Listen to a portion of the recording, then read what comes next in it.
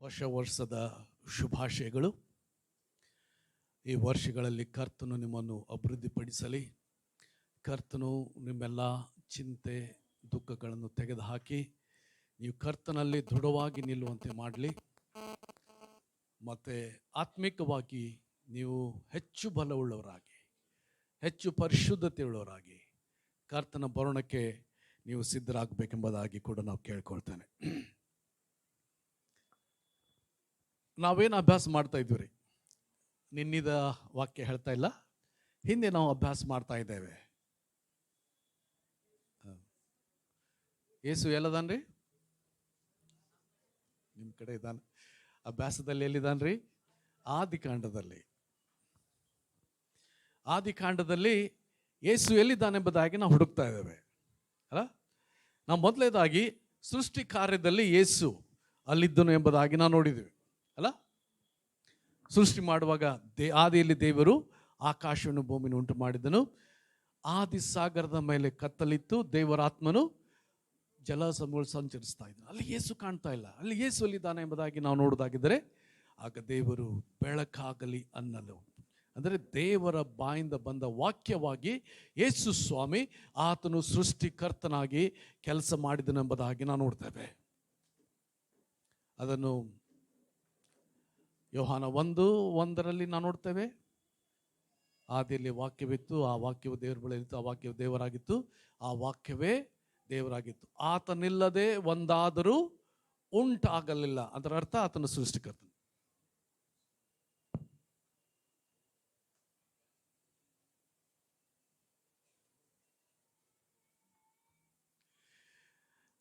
ಹೊಸ ವರ್ಷದ ಪ್ರಯುಕ್ತ ಅಲ್ಲಿ ನಮ್ಮ ಹಾಲ್ ಕೆಳಗೆ, ಅದರ ಆಫೀಸ್ ಎದುರಿಗೆ ರಂಗೋಲಿ ಹಾಕ್ಯಾರ. ನಮ್ಮಲ್ಲಿ ಕೆಲವರು ಆ ರಂಗೋಲಿ ಮೇಲೆ ಮೋಟರ್ ಸೈಕಲ್ ಇಟ್ಟಿದ್ದೀರಿ, ದಯಮಾಡಿ ಹೋಗಿ ತೆಗೀರಿ. ಅವರು ಹಾಲ್ನವ್ರು ಹೇಳ್ತಾ ಇದ್ದಾರೆ, ಆ ರಂಗೋಲಿ ಮೇಲೆ ಯಾರ್ದು ಬೈಕ್ ಇದೆ ಅದು ತೆಗೀರಿ ಅಂತ. ನಿನ್ನೇನು ಅದೇ ರೀತಿ ಆಗಿತ್ತು, ಇವತ್ತು ಹೋದ್ರಿ. ಅಲ್ಲಿ ಯೇಸು ಸೃಷ್ಟಿಕರ್ತನೆಂಬುದಾಗಿ ನೋಡಿದೆವು. ಎರಡನೇದಾಗಿ ನಾವು ನೋಡಿದೆವು, ಅಲ್ಲಿ ಜೀವವೃಕ್ಷ ಯೇಸುವಾಗಿದ್ದನೆಂಬುದಾಗಿ ನಾವು ಪ್ರಕಟಣೆ ಗ್ರಂಥಕ್ಕೆ ಬರುವಾಗ ಅಲ್ಲಿ ಜೀವವೃಕ್ಷದ ಸಂಗತಿ ನಾವು ನೋಡಿ, ಅಲ್ಲಿ ಯೇಸುವೆ ಆತನು ನಮಗೆ ಜೀವವಾಗಿದ್ದಾನೆ ನೋಡಿಕೊಂಡೆವು. ಮೂರನೇದಾಗಿ ಅಲ್ಲಿ ದೇವರು ಅವರು ಬತ್ತಲಾಗಿದ್ದಾರೆ ಎಂದು ಚರ್ಮದ ಅಂಗಿಗಳನ್ನು ಮಾಡಿ ಹೊಲಿಸಿದನು. ಚರ್ಮದ ಅಂಗಿಗಳನ್ನು ಮಾಡಿ ಅವ್ರಿಗೆ ಹೊದಿಸಿದನು ಎಂಬುದಾಗಿ ನಾವು ನೋಡ್ತೇವೆ. ಅದರ ಅರ್ಥ, ಒಂದು ಪ್ರಾಣಿ ಅವರ ಬತ್ತಲೆಯನ್ನು ಮುಚ್ಚುವುದಕ್ಕಾಗಿ ಸಾಯಬೇಕಾಗಿತ್ತು. ಆದ ಕಾರಣ ಯೇಸುಗೆ ಏನು ಕರೆಯಲ್ಪಟ್ಟಿದ್ದಾನ್ರಿ? ಜಗದುತ್ಪತ್ತಿಗೆ ಮುಂಚೆ ಕೊಯ್ಯಲ್ಪಟ್ಟ ಕುರಿಯಾದಾತನು ಎಂಬುದಾಗಿ ಹೇಳಲ್ಪಟ್ಟಿದೆ. ನಾಲ್ಕನೇದಾಗಿ ನಾವು ನೋಡಿದ್ವಿ, ಆತನು ಸ್ತ್ರೀಯ ಸಂತಾನ. ಸ್ತ್ರೀ ಸಂತಾನ ಅರ್ಥ ಆತಲ್ರಿ? ಎಷ್ಟು ಜನರಿಗೆ ಅರ್ಥ ಆಗ್ತದೆ? ಹೋದ್ ಸರ್, ಯೇಸು ಸ್ವಾಮಿ ಯಾವುದೇ ಪುರುಷ ಸಂಕಲ್ಪ ಇಲ್ಲದೆ ಕನ್ಯೆ ಮರಿಯಳಿಂದ ಆತನು ಹುಟ್ಟಿ ಬಂದನು ಎಂಬುದಾಗಿ ನೋಡ್ತೇವೆ. ಮರಿಯಳು ಕನ್ಯೆ ಆಗಿದ್ಲು, ಆಕೆ ಯಾವುದೇ ಪುರುಷ ಸಂಕಲ್ಪ ಇಲ್ಲದವಳು. ಅಂಥದ್ದಲ್ಲಿ ಕರ್ತನು ಅವಳ ಮೂಲಕವಾಗಿ ಜನಿಸಿ ನಾವು ನೋಡ್ತೇವೆ ಸ್ತ್ರೀ ಸಂತಾನ ಎಂಬಾಗಿ ಕರೆಯಲ್ಪಟ್ಟನು. ಆ ಸ್ತ್ರೀ ಸಂತಾನ ಏನು ಮಾಡ್ತದ್ರಿ? ಸೈತಾನನ ತಲೆಯನ್ನು ಜಜ್ಜುತ್ತದೆ ಎಂಬುದಾಗಿ ಅಲ್ಲಿ ವಾಗ್ದಾನ ಮಾಡಲ್ಪಟ್ಟಿರೋದು ನೋಡುತ್ತೇವೆ. ಆ ಸ್ತ್ರೀ ಸಂತಾನವಾದ ಯೇಸು ತನ್ನ ಮರಣದಿಂದಲೇ ಮರಣಾಧಿಕಾರಿಯಾದ ಸೈತಾನನನ್ನು ಅಡಗಿಸಿಬಿಟ್ಟನೆಂಬುದಾಗಿ ಇಬ್ರಿಯ ಬರೆದ ಪತ್ರಿಕೆ ಅದರ 2ನೇ ಅಧ್ಯಾಯ 14-15ನೇ ವಚನದಲ್ಲಿ ನಾವು ನೋಡಿದ್ದೇವೆ. ಇನ್ನು ಅನೇಕ ವಚನಗಳು ನೋಡ್ತೀವಿ. ಈಗ ಇನ್ನು ಆದಾಮ ಹವಳರ ಹತ್ರ ಇದ್ದೇವೆ. ಹೇಬೆಲನ್ನು ನೋಡ್ಕೊಂಡಿವು. ಹೇಬೆಲನ ರಕ್ತ ನಾವು ನೋಡ್ತೇವೆ ಕೂಗ್ತಾ ಇದೆ ಮುಯಿಗಾಗಿ, ಮತ್ತು ಯೇಸುವಿನ ರಕ್ತ ಯಾವುದಕ್ಕಾಗಿ ಕೂಗ್ತಾ ಇದೆ?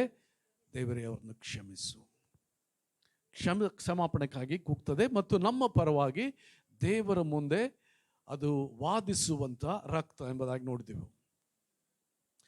ಐದನೇದಾಗಿ ಅದನ್ನು ಶಾರ್ಟ್ ನೋಡಿಬಿಟ್ಟು ಆದಾಮ ಅವರನ್ನು ದಾಟಿ ನಾವು ಮುಂದೆ ಹೋಗೋಣ.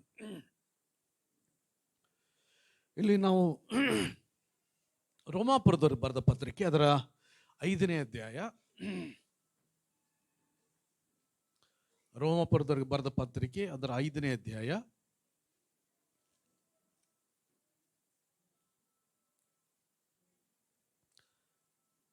14ರಿಂದ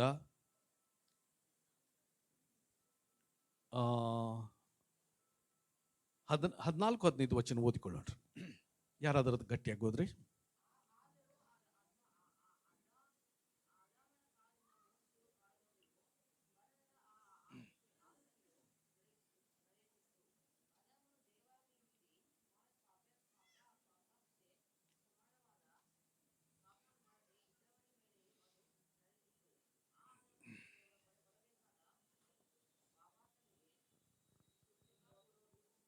ಸಾಕು ನಾವು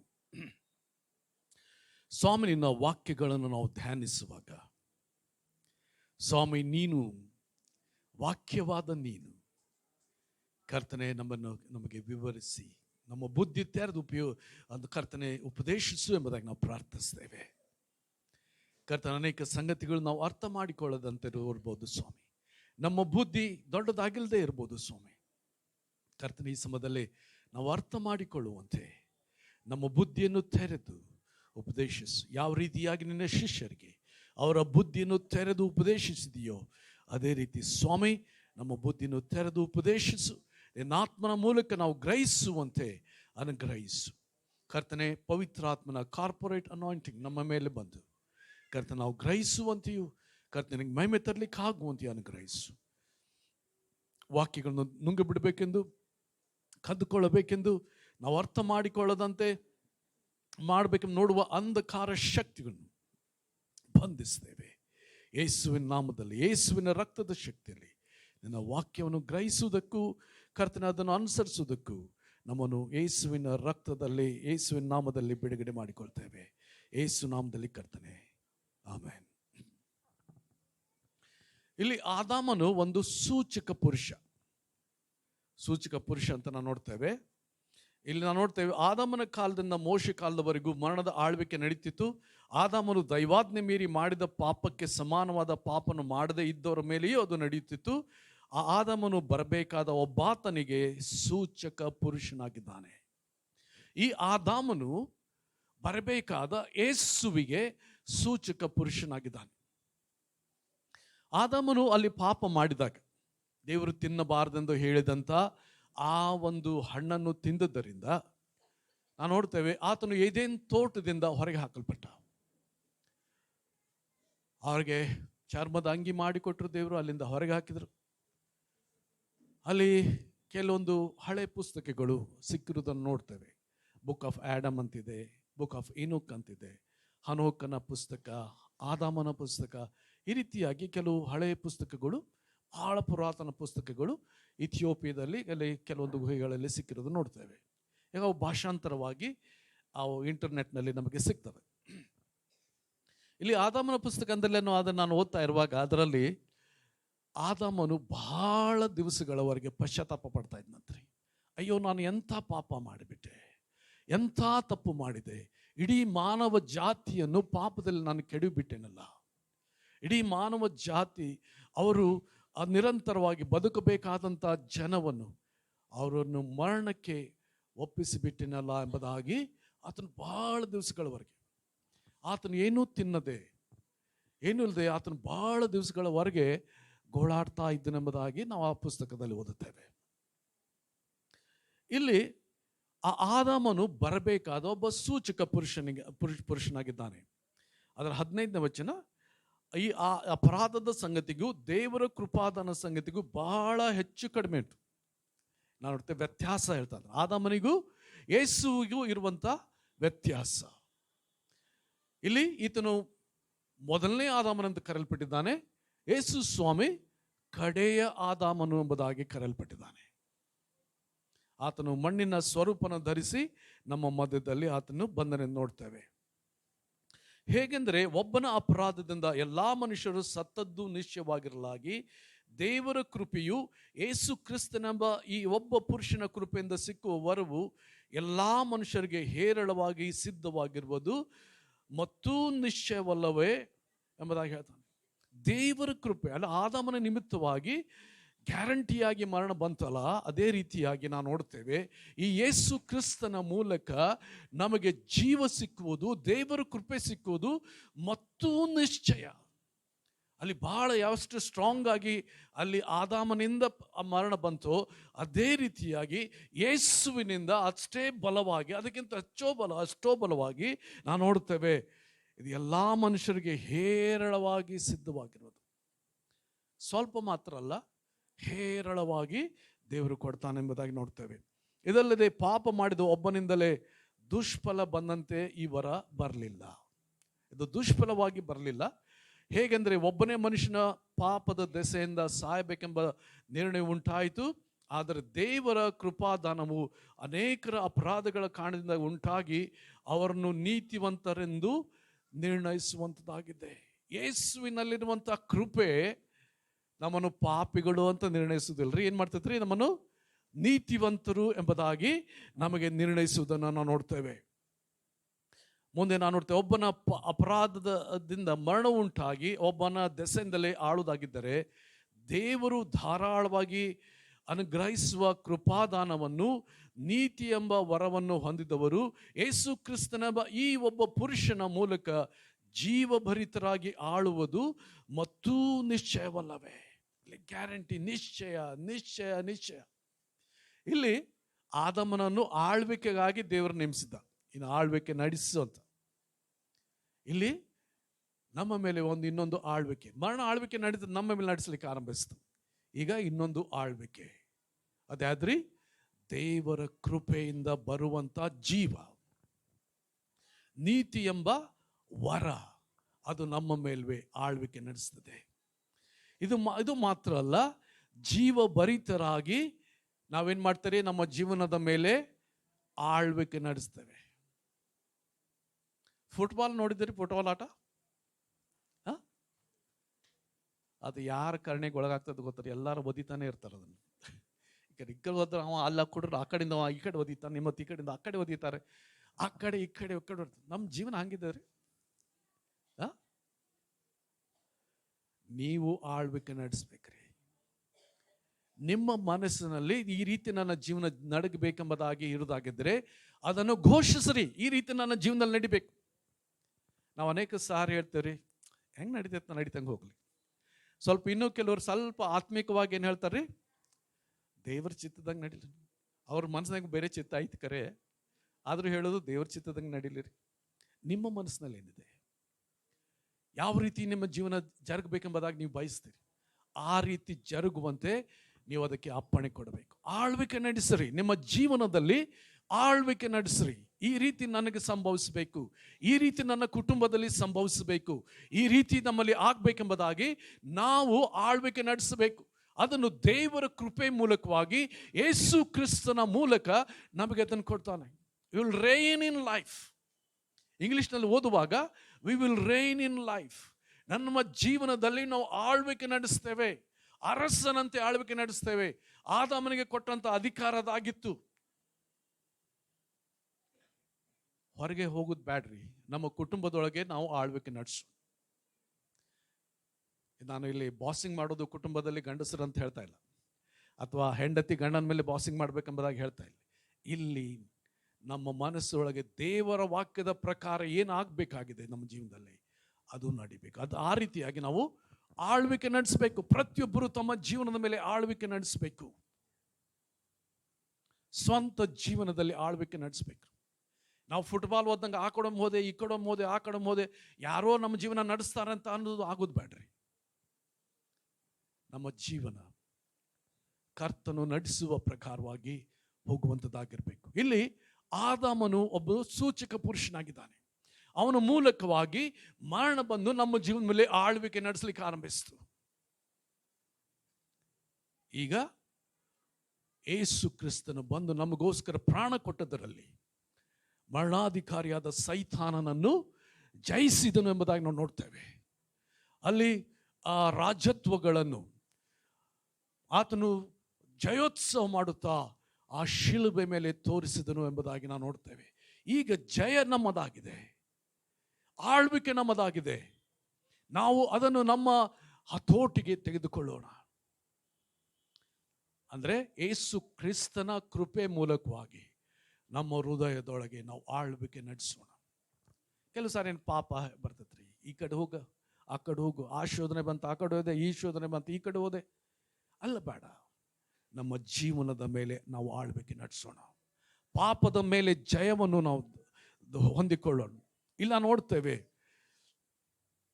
ದೇವರು ಧಾರಾಳವಾಗಿ ಅನುಗ್ರಹಿಸುವ ಕೃಪಾದಾನವನ್ನು ನೀತಿ ಎಂಬುವರನ್ನು ಹೊಂದಿದವರು ಯೇಸು ಕ್ರಿಸ್ತನೆಂಬ ಈ ಪುರುಷನ ಮೂಲಕ ಜೀವಭರಿತರಾಗಿ ಆಳುವುದು ಮತ್ತು ನಿಶ್ಚಯವೇ. ಇನ್ರಿ ನಾವು ಕರ್ತನಿಂದ ನೀತಿ ಎಂಬ ವರವನ್ನು, ಕೃಪಾದಾನವನ್ನು ಹೊಂದಿದವರು ಈ ಒಬ್ಬ ಪುರುಷನ ಮೂಲಕ, ಯೇಸು ಕ್ರಿಸ್ತನ ಮೂಲಕ ನಮ್ಮ ಜೀವನದ ಮೇಲೆ ನಾವು ಆಳ್ವಿಕೆ ನಡೆಸ್ತೇವೆ.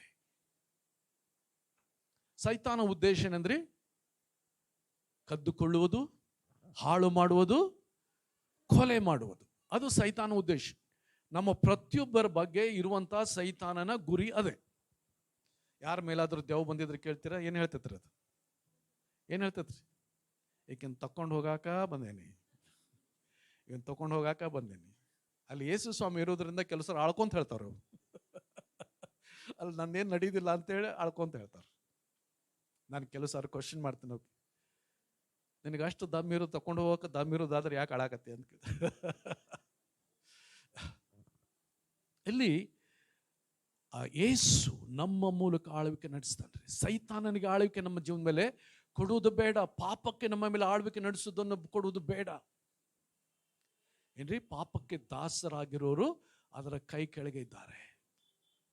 ನಾವು ಯಾವುದನ್ನು ದಾಸರಾಗಿ ಒಪ್ಪಿಸಿಕೊಡ್ತೇವೋ ಅದರ ದಾಸರಾಗಿ ನಾವಿರ್ತೇವೆ. ಈಗ ಕರ್ತನಿಗೆ ನಮ್ಮನ್ನು ಒಪ್ಪಿಸಿಕೊಟ್ಟ ಮೇಲೆ, ಯೇಸು ಕ್ರಿಸ್ತನು ನಮ್ಮ ಹೃದಯದಲ್ಲಿ ಬಂದ ಮೇಲೆ ಯಾರು ಆಳ್ವಿಕೆ ನಡೆಸ್ಬೇಕ್ರಿ? Who will reign in our life? Yesu ಕ್ರಿಸ್ತನ ನಡಿಬೇಕ್ರಿ. ಆತ ನಮಗೆ ಯೋಚನೆ ಕೊಡ್ತಾನೆ, ಇದು ಈ ರೀತಿ ನಡಿಬೇಕು, ಇದು ಈ ರೀತಿ ಆಗಿರ್ಬೇಕು, ನನ್ನ ಕುಟುಂಬ ಈ ರೀತಿ ಆಗಿರ್ಬೇಕು, ನನ್ನ ಉದ್ಯೋಗಿ ಈ ರೀತಿ ಆಗಿರ್ಬೇಕೆಂಬುದಾಗಿ ಅಲ್ಲಿ ಆಳ್ವಿಕೆ ಕರ್ತನು ಕೊಡ್ತಾನೆ. ಕೆಲವು ಭಾಳ ದುಡಿತಿರಲ್ಲ, ಆ ದುಡ್ದಕ್ಕೆ ತಕ್ಕಂತ ಹಣ ನಮಗೆ ಬರುವುದಿಲ್ಲ. ಯಾಕ್ರಿ? ಅಲ್ಲಿ ಹಣ ಕೊಡುವವರು ಮೋಸ ಮಾಡ್ತಾ ಇರ್ತಾರೆ, ಕಡಿಮೆ ಹಣ ಕೊಡ್ತಾರೆ. ನೀವು ದುಡಿದಕ್ಕೆ ತಕ್ಕ ಪ್ರತಿಫಲ ಕೊಡುವುದಿಲ್ಲ. ಆದ್ರೆ ನೀವು ಆಳ್ವಿಕೆ ಮಾಡಬೇಕು, ನನಗಿಷ್ಟು ಬರಬೇಕು, ನನಗಿಷ್ಟು ಬರಬೇಕೆಂಬುದಾಗಿ ನೀವು ಆಳ್ವಿಕೆ ನಡೆಸಬೇಕು. ಇಲ್ಲಿ ಕರ್ತನ ಕೃಪೆಯ ಮೂಲಕವಾಗಿ, ಆ ಕೃಪಾದಾನದ ಮೂಲಕವಾಗಿ ಜೀವಭರಿತರಾಗಿ ಆಳುವುದು ಮತ್ತು ನಿಶ್ಚಯವೇ. ಇಲ್ಲಿ ಆದಾಮನ ವಿಷಯದಲ್ಲಿ ನಾವು ನೋಡ್ತಾ ಇದ್ದೇವೆ, ಒಬ್ಬ ಸೂಚಕ ಪುರುಷ. Is a type but is aunty type. ಆತನು ಸೂಚಕ ಪುರುಷ, ಆದರೆ ಮರಣದ ಆಳ್ವಿಕೆ ಬಂತ ಅವನ ಮೂಲಕವಾಗಿ. ಇಲ್ಲಿ ಯೇಸು ಸ್ವಾಮಿ ಸೂಚಕ ಪುರುಷ, ಆತನ ಮೂಲಕವಾಗಿ ಮರಣದ ಆಳ್ವಿಕೆ ನಮ್ಮ ಜೀವನದಲ್ಲಿ ನಿಂತು ಹೋಯ್ತು. ಏನ್ರಿ? ನಾವು ಆಳ್ವಿಕೆ ನಡೆಸ್ಬೇಕ್ರಿ. ಯಾರ್ರಿ? ನೀವು ಆಳ್ವಿಕೆ ನಡೆಸ್ಬೇಕು. ನಿಮ್ಮ ಜೀವನದಲ್ಲಿ ರೋಗ ಆಳ್ವಿಕೆ ನಡೆಸ್ತಾ ಇದೆಯಾ? ನಾನು ಬಲಹೀನ ಆಗ್ಬಿಟ್ಟೇನ್ರಿ, ನನಗೆ ಆ ಶಕ್ತಿ ಈಗಿಲ್ಲ. ಅನೇಕ ಸಾರಿ ರೋಗಕ್ಕೆ, ಬಲಹೀನತೆಗೆ ನಾವು ಆಳ್ವಿಕೆ ನಡೆಸಲಿಕ್ಕೆ ಕೊಡ್ತೇವೆ. ಅದು ಬೇಡ. ನಮ್ಮ ಜೀವನದಲ್ಲಿ ನಾವು ಆಳ್ವಿಕೆ ನಡೆಸೋಣ. ಯೇಸು ಕ್ರಿಸ್ತನ ಮೂಲಕವಾಗಿ ನಾವು ಆ ಆಳ್ವಿಕೆ ನಡೆಸೋಣ. ಯಾವ ರೀತಿ ಆದಾಮನ ಮುಖಾಂತರವಾಗಿ ಮರಣ ನಮ್ಮ ಜೀವನದಲ್ಲಿ ಬಂತು, ಈಗ ಯೇಸು ಕ್ರಿಸ್ತನ ಮೂಲಕವಾಗಿ ನಮ್ಮ ಜೀವನದಲ್ಲಿ ಜೀವ ಬಂತು. ಆ ಜೀವದ ಮೂಲಕವಾಗಿ ನಾವು ಯಾವುದನ್ನು ಆದಾಮ ಕಳೆದುಕೊಂಡನೋ, ಆಳ್ವಿಕೆ ಮಾಡೋದನ್ನು ಕಳ್ಕೊಂಡನೋ, ಈಗ ನಾವು ಅದನ್ನು ಆಳ್ವಿಕೆ ಮಾಡ್ತೇವೆ. ಈ ಸಮಯದಲ್ಲಿ ಒಂದು ಪ್ರಾರ್ಥನೆ ಮಾಡಿಕೊಳ್ಳೋಣ. ನನಗೊಂದು ಸುದ್ದಿ ಬಂತೇನೆಂದ್ರೆ, ನಾವು ನಮಗೆ ಸರ್ಕಾರದಿಂದ ಸಿಕ್ಕಲ್ಪಟ್ಟಂತ ಆ ಭೂಮಿಯನ್ನು ಒಬ್ಬ ವ್ಯಕ್ತಿ, ಪೊಲಿಟಿಕಲ್ ವ್ಯಕ್ತಿ, ಒಬ್ಬ ಮಿನಿಸ್ಟರ್ ಕಬಳಿಕೆ ಮಾಡಬೇಕೆಂಬುದಾಗಿ ಯೋಚನೆ ಮಾಡ್ತಾ ಇದ್ದಾರೆ ಎಂಬುದಾಗಿ ಒಬ್ಬರು ಹೇಳಿದರು. ಮತ್ತು ನಿಮ್ಮ ಲ್ಯಾಂಡಿನ ಹಣ ಅವರು ವಾಪಸ್ ಕೊಡೋದಾದ್ರೆ ತಗೊಳ್ಳೋಕ್ಕೂ ನೀವು ಸಿದ್ಧರಿರಿ ಎಂಬುದಾಗಿ ಒಂದು ಯೋಚನೆ ಹೇಳಿದರು. ನಾವು ಅದನ್ನು ಒಪ್ಕೊಳ್ಳೋಣ ಅಥವಾ ನಮ್ಮ ಭೂಮಿ ನಮಗಿರ್ಬೇಕಂತ ಹೇಳೋಣ? ಒಪ್ಪಿಕೊಳ್ತೀರಿ? ಇದು ವಾಕ್ಯ ಹೇಳ್ತದೆ, ಯಾರಾದರೂ ಒಂದು ವಿಷಯದಲ್ಲಿ ಒಂದೇ ಮನಸ್ಸುಳ್ಳವರಾಗಿದ್ದರೆ, ನಾವು ನೋಡ್ತೇವೆ ಕೇವಲ ಇಬ್ಬರು ಯಾವುದೇ ವಿಷಯದಲ್ಲಿ ಒಂದು ಮನಸ್ಸುಳ್ಳವರಾಗಿದ್ದರೆ ಅದು ತಂದೆಯಿಂದ ಆಗುವುದಂತ ಯೇಸು ಸ್ವಾಮಿ ಇರ್ತಾನೆ. ಈಗ ನಾವೆಲ್ಲರೂ ಒಪ್ಪಿಕೊಳ್ತಾ ಇದ್ದೇವಲ್ಲ, ನಮ್ಮ ಭೂಮಿ ನಮಗಿರ್ಬೇಕಂತ ಒಪ್ಪಿಕೊಳ್ತಾ ಇದ್ದೇವಲ್ಲ. ಆಮೆನ್. ನಾವು ಪ್ರಾರ್ಥನೆ ಮಾಡೋಣ ಒಂದು ನಿಮಿಷ. ಸ್ವಾಮಿ ಸಮಯದಲ್ಲಿ ನಮ್ಮನ್ನು ಭೂಮಿಯನ್ನು ಕದ್ದುಕೊಳ್ಳಬೇಕೆಂದು ನೋಡುವ ಪ್ರತಿಯೊಂದು ದುರಾತ್ಮನ ಸಂಗತಿಗಳನ್ನು ಯೇಸು ನಾಮದಲ್ಲಿ ನಾವು ಎದುರಿಸ್ತೇವೆ. ಅಂಧಕಾರ ಶಕ್ತಿ ನಮ್ಮ ಲ್ಯಾಂಡ್ ಮೇಲೆ, ನಮ್ಮ ಭೂಮಿಯಲ್ಲಿರುವಂಥ ನಿನ್ನ ದುಷ್ಟ ಕೈಯನ್ನು ತೆಗೆ ಯೇಸು ನಾಮದಲ್ಲಿ. ಯೇಸು ನಾಮದಲ್ಲಿ ನಮ್ಮ ಭೂಮಿಯನ್ನು ಯೇಸುವಿನ ನಾಮದಲ್ಲಿ, ಯೇಸುವಿನ ರಕ್ತದಲ್ಲಿ ನಾವು ಅದನ್ನು ಹಕ್ಕಾಗಿ ಸಿಕ್ಕಿಸ್ತೇವೆ.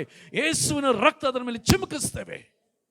ಸೈತಾನನು ಯೇಸು ನಾಮದಲ್ಲಿ ಭಯದಿಂದ ಓಡಿ ಹೋಗಲಿ. ಯೇಸು ನಾಮದಲ್ಲಿ ಕರ್ತನೆ, ನಾವಲ್ಲಿ ನಮ್ಮ ಸಭೆಯನ್ನು ಕಟ್ಟಿಕೊಂಡು, ಅಂದರೆ ಒಂದು ಕಟ್ಟಡ ಕಟ್ಟಿಕೊಂಡು ಅದರಲ್ಲಿ ಆರಾಧನೆ ಮಾಡಲಿಕ್ಕೆ ಆಗುವಂತೆ ಕೃಪೆಯನ್ನು ಅನುಗ್ರಹಿಸೆಂದು ಪ್ರಾರ್ಥಿಸ್ತೇವೆ.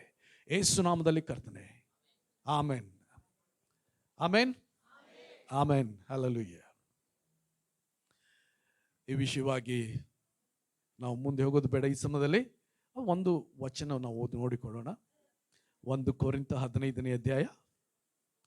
ಭಾಳ ಆಳ ಹೋಗೋದು ಬೇಡ, ಯಾಕಂದ್ರೆ ನಾನು ಸಂದೇಶ ಬೇರೆ ಇದೆ, ಇದರಲ್ಲಿ ನಾನು ಬೇರೆಯಾಗಿ ಹೋಗ್ತಾ ಇದ್ದೇನೆ. 1 ಕೊರಿಂಥ ಅದರ 15ನೇ ಅಧ್ಯಾಯ 45ರಿಂದ 49 ವಚನ. 1 ಕೊರಿಂಥ 15ನೇ ಅಧ್ಯಾಯ 45ರಿಂದ 49. ಮೊದಲನೆಯ ಮನುಷ್ಯನಾದ ಆದಾಮನು ಬದುಕುವ ಪ್ರಾಣಿ ಆದನೆಂದು ಬರೆದದೇ ಅಲ್ಲ, ಅದರ ಕಡೆ ಆದಾಮನು ಬದುಕಿಸುವ ಆತ್ಮನು. ಇಲ್ಲಿ ಯೇಸು ಸ್ವಾಮಿ ಬಗ್ಗೆ ಏನು ಹೇಳ್ತಿದ್ರೆ, ಬದುಕಿಸುವಂತ ಆತ್ಮನು. ಭೂಮಿ ಮೇಲೆ ಬಂದಾಗ ಆತನ ಅನೇಕರನ್ನು ಸತ್ತೊಳಂದು ಎಬ್ಬಿಸಿದ. ಅದರ ರೆಕಾರ್ಡ್ ಇರೋದು ಮಾತ್ರ 2-3 ಮಾತ್ರ. ಲಾಜರ್ ಬಗ್ಗೆ ನೋಡ್ತೇವೆ, ಒಬ್ಬ ವಿಧವೆಯ ಮಗ ತೀರಿಕೊಂಡವಾಗ ಆತನ ಎಬ್ಬಿಸೋದನ್ನು ನೋಡ್ತೇವೆ. ಆಮೇಲೆ 12 ವರ್ಷದ ಹುಡುಗಿಯನ್ನು ಆತನ ಯೇಸು ಸ್ವಾಮಿ ಸತ್ತೊಳಗಿಂದ ಎಬ್ಬಿಸೋದನ್ನು ನೋಡ್ತೇವೆ. ಅದರ ಅನೇಕ ಸಂಘ ಬರೀ 3 ರೆಕಾರ್ಡ್ ನಾವು ನೋಡ್ತಾ ಇದ್ದೇವೆ. ಆದರೆ ಆತನು ಮಾಡಿದ್ದನ್ನು ಬರೆಯುವುದಾದರೆ ಲೋಕವೇ ಹಿಡಿಲಾಗದಷ್ಟು ಅಲಾದೀತು ಎಂಬುದಾಗಿ ಯೋಹಾನನು ಹೇಳೋದನ್ನು ನೋಡ್ತೇವೆ. ಇಲ್ಲಿ ಆತನು ಬದುಕಿಸುವ ಆತ್ಮನು ನಾವು ನೋಡ್ತೇವೆ. ಆತ್ಮಿಕವಾದದ್ದು ಮೊದಲೇದಲ್ಲ, ಪ್ರಾಕೃತವಾದದ್ದು ಮೊದಲಿದು, ಆಮೇಲೆ ಆತ್ಮಿಕವಾದದ್ದು. ಮೊದಲನೇ ಮನುಷ್ಯನು ಭೂಮಿಯೊಳಗಿಂದ ಉತ್ಪನ್ನಾಗಿ ಮಣ್ಣಿಗೆ ಸಂಬಂಧಪಟ್ಟವನು. 2ನೇ ಮನುಷ್ಯನು ಪರಲೋಕದಿಂದ ಬಂದವನು. ಮಣ್ಣಿನಿಂದ ಹುಟ್ಟಿದವನು ಎಂಥವನೋ, ಮಣ್ಣಿಗೆ ಸಂಬಂಧಪಟ್ಟವರು ಅಂಥವರೇ. ಪರಲೋಕದಿಂದ ಬಂದಾತನು ಎಂಥವನೋ, ಪರಲೋಕ ಸಂಬಂಧಪಟ್ಟವರು ಅಂಥವರೇ. ನಾವು ಮಣ್ಣಿನಿಂದ ಹುಟ್ಟಿದವನ ಸಾರೂಪ್ಯವನ್ನು ಧರಿಸಿಕೊಂಡಿರುವ ಪ್ರಕಾರ ಪರಲೋಕದಿಂದ ಬಂದಾತನ ಸಾರೂಪ್ಯವನ್ನು ಧರಿಸಿಕೊಳ್ಳಬೇಕು. ಇಲ್ಲಿ ಪುನರುತ್ಥಾನದ ಬಗ್ಗೆ ಹೇಳ್ತಾ ಇದ್ದಾನೆ. ನಮ್ಮ ಮಣ್ಣಿನಿಂದ ಬಂದವನ ಸಾರೂಪ್ಯ ಧರಿಸ್ಕೊಂಡಿದ್ದೇವೆ. ನಾವು ಮಣ್ಣಿನ ಪಾತ್ರೆ. ಮಣ್ಣಿನ ಪಾತ್ರೆ ಗೊತ್ತಲ್ಲ, ಒಗೆದು ಬಿಟ್ರೆ ಒಡೆದು ಹೋಗ್ತದೆ, ಮುಗಿದೋಯ್ತು ಅದ್ರ ಕತೆ. ಅದರಲ್ಲಿ ಅದಕ್ಕೆ ಜೀವ ಇದ್ರಿ, ಕರ್ತನ ಜೀವ ನಾವು ಹೊಂದಿಕೊಳ್ಳೋಣ. ಪರಲೋಕದಿಂದ ಬಂದ ಆತನ ಒಂದು ಸಾರೂಪ್ಯವನ್ನು ನಾವು ಧರಿಸಿಕೊಳ್ಳಬೇಕು. ಆತನ ಪುನರುತ್ಥಾನ ನಾವು ಹೊಂದುತ್ತೇವೆ ಎಂಬುದಾಗಿ ಅಲ್ಲಿ ಹೇಳಿದ್ದ ನಾವು ನೋಡುತ್ತೇವೆ. ಇಲ್ಲಿ 2ನೇ ಕೊರಿಂಥದಲ್ಲೂ ಕೂಡ ಇನ್ನೊಂದು ವಾಕ್ಯ ನಾವು ಓದ್ಬಿಟ್ಟು ಮುಂದೆ ಹೋಗೋಣ. 5ನೇ ಅಧ್ಯಾಯ 14-15 ವಚನ.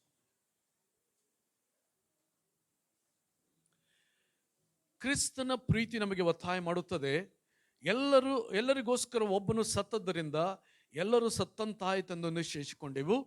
ಜೀವಿಸುವವರು ಇನ್ನು ಮೇಲೆ ತಮಗಾಗಿ ಜೀವಿಸದೆ ಸತ್ತು ಎದ್ದು ಬಂದಾತನಿಗಾಗಿ ಜೀವಿಸಬೇಕಂತಲೇ ಆತನು ಎಲ್ಲರಿಗೋಸ್ಕರ ಸತ್ತನು. ನಾವು ನೋಡ್ತೇವೆ, ಒಬ್ಬನು ಸತ್ತದ್ದರಿಂದ ನಾವು ನೋಡ್ತೇವೆ ಆದಾಮನಿಂದ ಆ ಮರಣ ಎಲ್ಲರಲ್ಲಿ ಬಂತು. ಇಲ್ಲಿ ನಾವು ನೋಡ್ತೇವೆ, ಇನ್ನು ಜೀವಿಸುವವರು, ಜೀವ ಇರುವಂಥ ನಾವು ನಮಗಾಗಿ ಜೀವಿಸದೆ ಯಾರಿಗಾಗಿ ಜೀವಿಸ್ಬೇಕ್ರಿ? ನಮಗೋಸ್ಕರ ಸತ್ತು ಎದ್ದು ಬಂದಾತನಿಗಾಗಿ ಜೀವಿಸಬೇಕೆಂಬುದಾಗಿ ಆತನು ನಮಗೋಸ್ಕರ ಸತ್ತನು. ಇಲ್ಲಿ ಆದಾಮನು ಒಂದು ಆಂಟಿ ಟೈಪ್. ಆತನ ಮರಣವನ್ನು ತಂದಂಥ ವ್ಯಕ್ತಿಗೆ ಸೂಚನೆ ಆಗಿರುವಾಗ ಯೇಸು ಸ್ವಾಮಿ ಜೀವವನ್ನು ತಂದಂಥ ಆ ವ್ಯಕ್ತಿಗೆ ಸೂಚಕ ಪುರುಷನಾಗಿದ್ದಾನೆ. ಆದ ಕಾರಣ ಇಲ್ಲಿ ನಾವು ಹಳೆ ಒಡಂಬಡಿಕೆನ ಓದುವಾಗ ಅಲ್ಲಿ ಟೈಪ್ಸ್ ಅಂತ ಓದ್ತೇವೆ, ಅಂದರೆ ನೆರಳುಗಳು, ಶ್ಯಾಡೋಸ್ ಎಂಬುದಾಗಿ ಗುರುತಿಸ್ತೇವೆ. ಈ ರೀತಿಯಾಗಿ ನಾವು ಅನೇಕ ಸಂಗತಿಗಳು ನೋಡ್ತಾ ಬಂದೆವು. ಅಲ್ಲಿ ಜೀವವೃಕ್ಷ ನೋಡಿದೆವು, ಚರ್ಮದ ಅಂಗಿ ನೋಡಿದೆವು, ಸ್ತ್ರೀಯ ಸಂತಾನ ಸೈತಾನ ತಲೆ ಜಜ್ಜುವುದನ್ನು ನೋಡಿದೆವು, ಮತ್ತು ಹೆಬೆಲನ ರಕ್ತದ ಬಗ್ಗೆ ನಾವು ನೋಡಿದೆವು. ಯೇಸುವಿನ ರಕ್ತ ಹೇಬೆಲನ ರಕ್ತಕ್ಕಿಂತ ಹಿತಕರವಾಗಿ ಮಾತಾಡುವಂಥ ರಕ್ತ ಎಂಬುದಾಗಿ ಈಗ ಆದಾಮನನ್ನು ನೋಡ್ತೀವಿ. ಆದಾಮ ಹವ್ವ ಹೇಬೆಲ ಕಾಯಿನ ಬಿಟ್ಟು ಸ್ವಲ್ಪ ಮುಂದೆ ಹೋಗೋಣ್ರಿ. ಮುಂದೆ ಹೋಗೋಣ. ನಾನು ಸ್ವಲ್ಪ ಸಮಯ ತಗೋತಾನೆ. ಇವತ್ತು ನಾವೀಗ ಸಂಡೇ ಸ್ಕೂಲ್ ಎಂಟ್ರಿ ಆಗ್ತಿದ್ರಿ. ನಾವು ಅನೇಕ ಸಾರಿ ಯೋಚನೆ ಮಾಡ್ತೇವೆ ಸಂಡೇ ಸ್ಕೂಲ್ ಕೇವಲ ಮಕ್ಕಳಿಗಾಗಿ ಅಲ್ಲ. ಈಗ ಸಂಡೇ ಸ್ಕೂಲ್ ಕತೆ ಕೇಳಕ್ಕೆ ರೆಡಿ ಇದ್ದೀರಾ?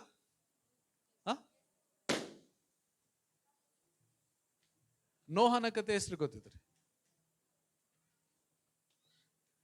ಅನೇಕ ವರ್ಷಗಳಿಂದ ಸಭೆಗೆ ಬರ್ತಾ ಇದ್ದಾರೆ. ನೋಹನ ಕತೆ ಗೊತ್ತಿಲ್ಲ? ಬಹುಶಃ ಸಂಡೇ ಸ್ಕೂಲ್ಗೆ ಬರುವಂತ ನಿಮ್ಮ ಮಕ್ಕಳಿಗೆ ಗೊತ್ತಿರ್ಬೇಕ್ರಿ.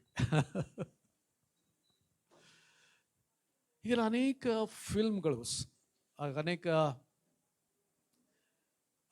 ಮೂವಿಗಳು ಬಂದವರು ನೋಹನ ಚರಿತ್ರೆ ಬಗ್ಗೆ. ಒರಿಜಿನಲ್ ಒಂದಿದೆ, ದಿ ಬೈಬಲ್ ಅಂತ, ಅದರಲ್ಲಿ ನೋಹನ ಚರಿತ್ರೆ ನಾವು ಓದ್ತೇವೆ. ಅದಾದ ನಂತರ ಈಗ ಬಂದಿರುವಂಥ ಒಂದೆರಡು ನೋಹನ ಚರಿತ್ರೆಗಳು ಸ್ವಲ್ಪ ವಿಚಿತ್ರವೇ. ಅದನ್ನ ಎಲ್ಲನೂ ಬೈಬ್ಲಿಕಲ್ ಅಂತ ನಂಬಕ್ಲಿಕ್ಕೆ ಬರುವುದಿಲ್ಲ. ಆದರೆ ಒಂದು ಐಡಿಯಾ ಸಿಗ್ತದೆ, ಆ ಸಮಯದಲ್ಲಿ ಈ ರೀತಿ ಸಂಭವಿಸಿತ್ತು ಎಂಬುದಾಗಿ ಒಂದು ಐಡಿಯಾ ಸಿಗ್ತದೆ ರೀ. ಅದ ನಂತರ ಹೊಸದಾಗಿ ಒಂದು ಮೂವಿ ಮಾಡಿದ್ರು. ಅಂದರೆ 2012ರಲ್ಲಿ ದೊಡ್ಡ ಜಲಪ್ರಳಯ ಬರಲಿಕ್ಕಿದೆ ಎಂಬುದಾಗಿ ವಿಜ್ಞಾನಿಗಳು ಏನೋ ಒಂದು ಊಹಾಪೋಹ ಮಾಡಿಬಿಟ್ರು. ಅದರ ಮೇಲೆ ಆಗಲೇ ಅದು ಬರೋಕ್ಕಿಂತ ಮುಂಚೆನೆ ಮೂವಿಗಳು ಬಂದ್ಬಿಟ್ಟು ಏನಂದರೆ ನೋಹನ ಒಂದು ನಾವೇ ಅಂತೆ ದೊಡ್ಡ ನಾವೇ ಕಟ್ಟೋಣ, ಜಗತ್ತಿನ ಎಲ್ಲ ಜನರು ಅದರೊಳಗೆ ಹೋಗಿ ಭದ್ರವಾಗಿರೋಣ ಎಂಬುದಾಗಿ ಅವರು ಒಂದು ಸಿನಿಮಾ ಮಾಡಿದ್ರು. ಅದಕ್ಕಾಗಿ ಅನೇಕ ವೈಜ್ಞಾನಿಕ ಸ್ಟೋರಿಗಳನ್ನು ಮಾಡಿದ್ರು. ಅದರಲ್ಲಿ ಆ ರೀತಿ ಅವರು ಒಂದು ನಾವೆಲ್ಲಿ ಹೋಗಿ ಆ ದೊಡ್ಡ ಜಲಪ್ರಳಯ ತಪ್ಪಿಸ್ಕೊಂಡ್ರೆಂಬಂತೆ ಅದರಲ್ಲಿ ತೋರಿಸ್ತಾರೆ. ಈಗ ದೇವರು ಹೇಳುವಂಥ ಮಾತು ಏನಂದ್ರೆ ಜಲಪ್ರಳಯ ಬರುವುದೇ ಇಲ್ಲ. ದೇವರು ಹೇಳ್ತಾನೆ ಇನ್ನು ಮುಂದೆ ಜಲಪ್ರಳಯ ಬರುವುದೇ ಇಲ್ಲ. ಯಾಕೆಂದ್ರೆ ದೇವರ ಉದ್ದೇಶ ಬೇರೆ ಇದೆ, ಆದ್ರೆ ದೇವರ ಕೋಪ ಬರ್ಲಿಕ್ಕಿದೆ ರೀ. ನಾವು ಆದಿಕಾಂಡ ಅದರ 6ನೇ ಅಧ್ಯಾಯಕ್ಕೆ ಹೋಗೊಂಡ್ರಿ. ಒಂದು ಸಾರಿ ಈ ಭೂಮಿಯೆಲ್ಲ ಜಲಪ್ರಳಯದಿಂದ ನಾಶವಾಯ್ತು ರೀ. ಈ ಭೂಮಿಯೆಲ್ಲ ಜಲಪ್ರಳಯದಿಂದ ನಾಶವಾಯ್ತು. ನಾವು ಅದರ 5ನೇ ವಚನದಿಂದ ಓದಿಕೊಳ್ಳುವ. ಆದಿಕಾಂಡ 6ನೇ ಅಧ್ಯಾಯ 5ನೇ ವಚನದಿಂದ, ಮನುಷ್ಯರ ಕೆಟ್ಟತನವು ಭೂಮಿಯಲ್ಲಿ ಹೆಚ್ಚಾಗಿರುವುದನ್ನು, ಅವರ ಹೃದಯದಲ್ಲಿ ಯೋಚಿಸುವುದೆಲ್ಲವೂ ಯಾವಾಗಲೂ ಬರೀ ಕೆಟ್ಟದ್ದಾಗಿರುವುದನ್ನು ಯೆಹೋವನು ನೋಡಿ ತಾನು ಭೂಮಿ ಮೇಲೆ ಮನುಷ್ಯರನ್ನು ಉಂಟು ಮಾಡಿದ್ದಕ್ಕೆ ಪಶ್ಚಾತ್ತಾಪಪಟ್ಟು ತನ್ನ ಹೃದಯದಲ್ಲಿ ನೊಂದುಕೊಂಡನು.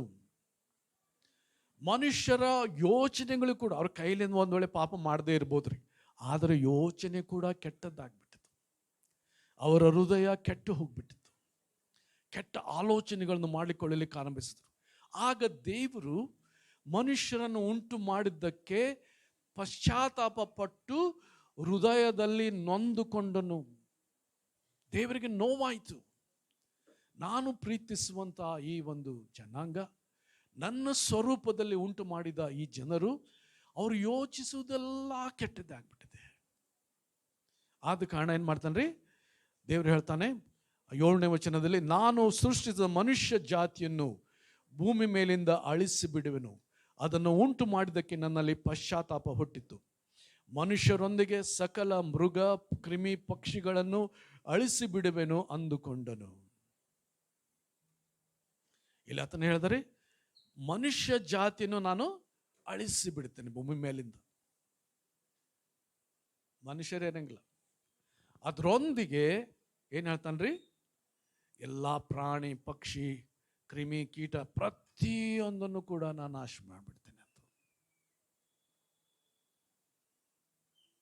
ಅದಕ್ಕೊಂದು ಮುಂದೆ 8ನೇ ವಚನದಲ್ಲಿ ಆದರೆ ಅಂತಂದ್ರಿ. ಏನ್ರಿ ಆದರೆ ಏನೈತ್ರಿ? ಆದರೆ ನೋಹನಿಗೆ ಯೆಹೋವನ ದಯೆ ದೊರಕಿತು. ಆದರೆ ನೋಹನಿಗೆ ದೇವರ ದಯೆ ದೊರಕಿತು. ಆಗಿನ ದಿವಸಗಳಲ್ಲಿ ಮನುಷ್ಯರ ಆಯುಸ್ಸು ಬಾಳಿತ್ರಿ. ಆದಾಮನ ಎಷ್ಟು ವರ್ಷ ಬದುಕಿದ್ದಾರೆ? ಅದರ 5ನೇ ಅಧ್ಯಾಯ ಅದರ 5ನೇ ವಚನದಲ್ಲಿ ನಾವು ನೋಡ್ತೇವೆ, 930 ವರ್ಷ ಬದುಕಿದ. ಆಮೇಲೆ 27ನೇ ವಚನದಲ್ಲಿ ನೋಡ್ತೇವೆ ಮೆತೂಶಲನ ಬಗ್ಗೆ. ಅವನು 969 ವರ್ಷ ಬದುಕಿಸತ್ತು. 969 ಆಯುಷ್ಯ ಭಾಳ ಉದ್ದಿರ್ತಿತ್ತು. ಹೆಂಗಿರ್ತದ್ರಿ? ಒಬ್ಬ 100 ವರ್ಷದ ಮನುಷ್ಯ ಈಗಿನ ಕಾಲದಾಗ ತಿಳ್ಕೊಟ್ರು. ಅವನಿಗೆ ಎಷ್ಟು ಮಂದಿ ಮಕ್ಕಳು, ಮೊಮ್ಮಕ್ಕಳು, ಮರಿ ಮಕ್ಕಳು, ಗಿರಿ ಮಕ್ಕಳು ಇರ್ತಾರೆ. ಭಾಳ ಜನ ಇರ್ತಾರೆ. ಕೆಲವೊಂದು ಕುಟುಂಬಗಳು ಅವಿಭಕ್ತ ಕುಟುಂಬ, ಅವ್ರ ಅಜ್ಜನಿಂದ ಬಂದಿದ್ದಾರೆ. ಅಜ್ಜ ಇನ್ನೂ ಇರ್ತಾನೆ, 100-120 ವರ್ಷದವನು ಇರ್ತಾನೆ. ಮಕ್ಕಳು ಮರಿಮಕ್ಕಳು 100 ಆದರೆ ಅವರು 106 ಮಂದಿ ಆಗ್ಬಿಟ್ಟಿರ್ತಾರೆ ಒಂದೇ ಕುಟುಂಬದೊಳಗೆ. ಅವ್ರ ಅವಿಭಾಜ್ಯ ಕುಟುಂಬ ಅಂದಾಗ ಅವರು ರೊಟ್ಟಿ ಬಡಿಬೇಕಂದ್ರೆ ಎಷ್ಟು ಬಡಿಬೇಕ್ರಿ? ಒಬ್ಬನಿಗೆ 1 ರೊಟ್ಟಿ ಬಡಿಬೇಕಂದ್ರೆ 100 ರೊಟ್ಟಿ ಮಾಡ್ಬೇಕು ಅವ್ರು.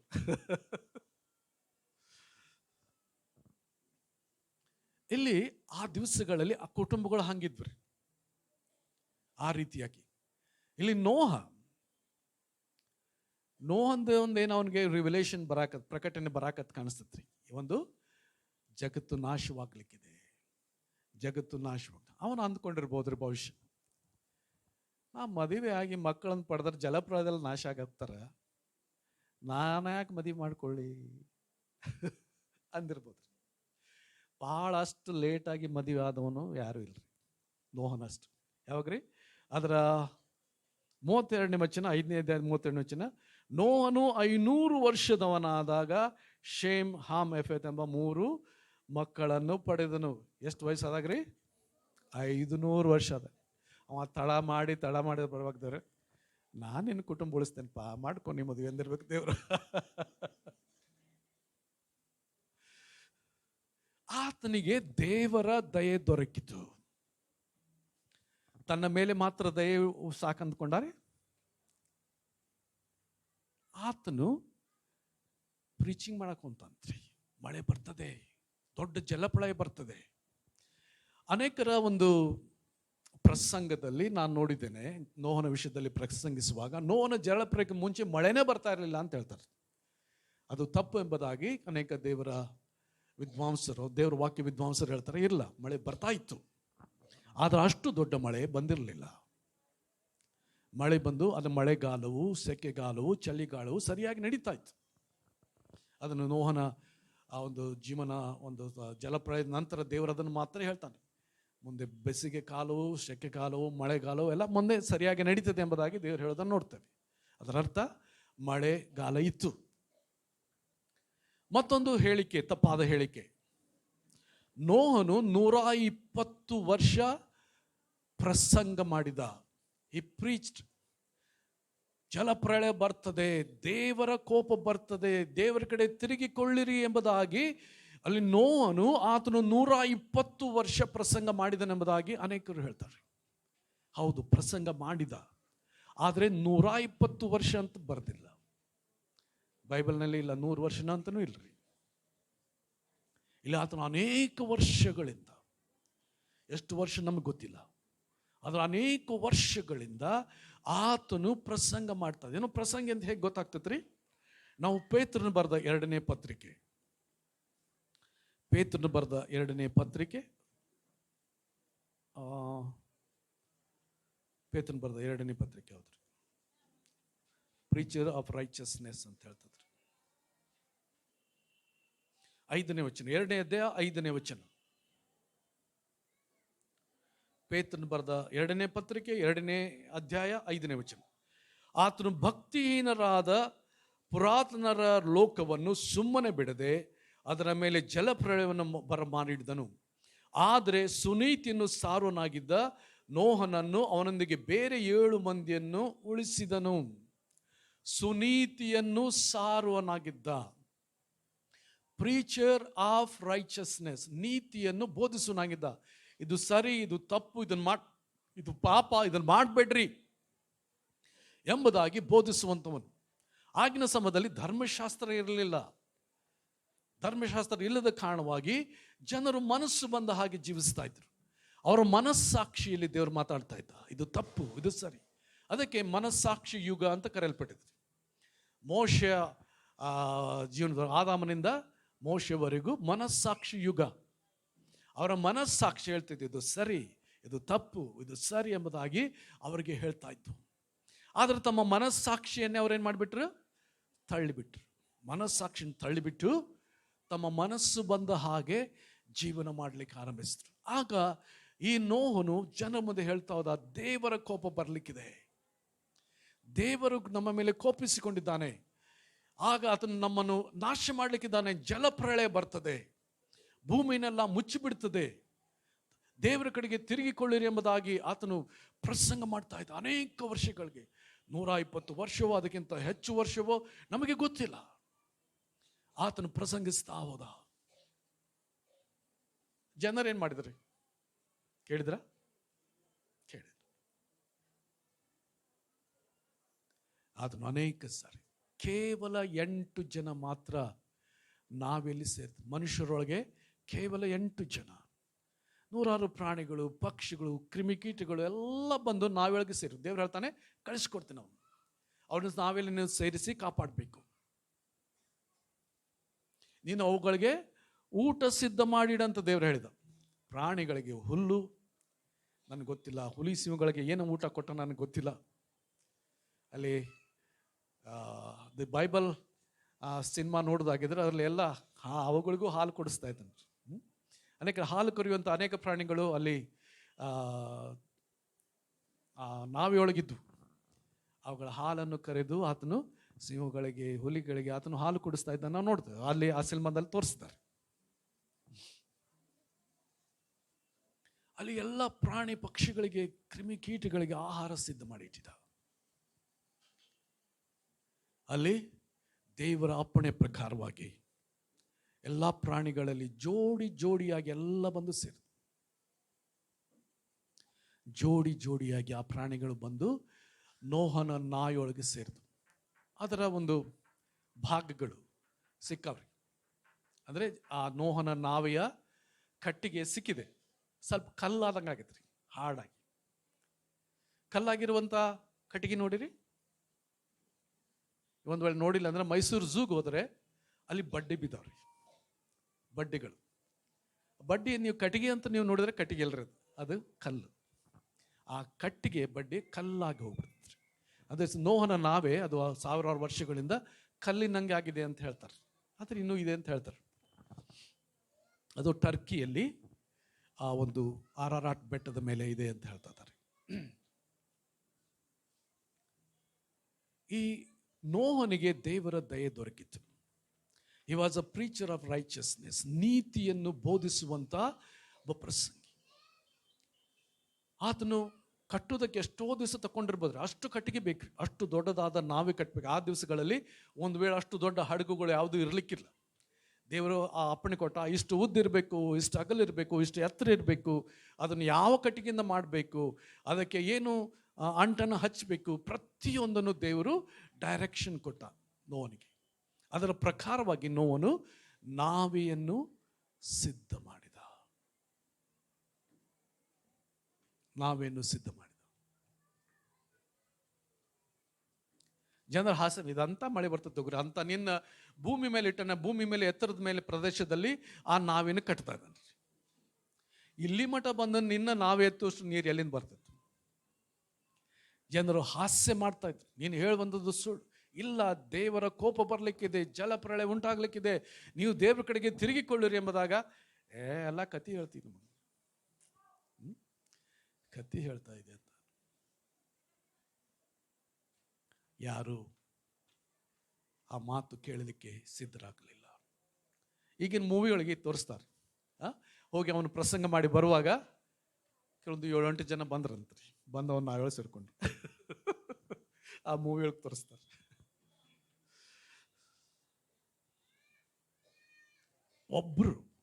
ಒಬ್ಬರು ನಂಬಲಿಲ್ಲ ಮಾತು. ಅದನ್ನು ಬಹಳ ಕಡೆಗೆ ಅಡ್ಡಾಡಿ, ಬಹುಶಃ ಕುದುರೆ ಮೇಲಾಗಲಿ ಒಂಟೆ ಮೇಲಾಗಲಿ ಅದನ್ನು ಅಡ್ಡಾಡಿ ಅನೇಕರಿಗೆ ಅದನ್ನು ಪ್ರಸಂಗ ಮಾಡಿ ಹೇಳುವಾಗ ಯಾರೂ ನಂಬಲಿಲ್ಲ. ಇಲ್ಲ, ಬರ್ಲಿಕ್ಕೆ ಸಾಧ್ಯ ಇಲ್ಲ ಎಂಬುದಾಗಿ ಹೇಳಿದರು. ಈಗ ಮುಂದೇನು ಬರ್ತದ್ರಿ? ಮುಂದೇನು ಬರ್ತಾ ಇದೆ ದೇವರ ಕೋಪ. ಬರ್ತಾ ಇದೆ ಇಲ್ಲ? ಅವ್ರು ಆಗೋದು ಇಲ್ಲ ಅಂತಾರೆ ಕೆಲವರು. ನಾವು ಲೋಕನ ಬರೆದ ಸುವಾರ್ತೆಯಲ್ಲಿ ಕೂಡ ನೋಡೋಣ. ಯೋಹಾನನು ಹೇಳುವಂಥ ಮಾತು, ಸ್ನಾನಿಕನಾದ ಯೋಹಾನನ ಹೇಳುವಂಥ ಮಾತು.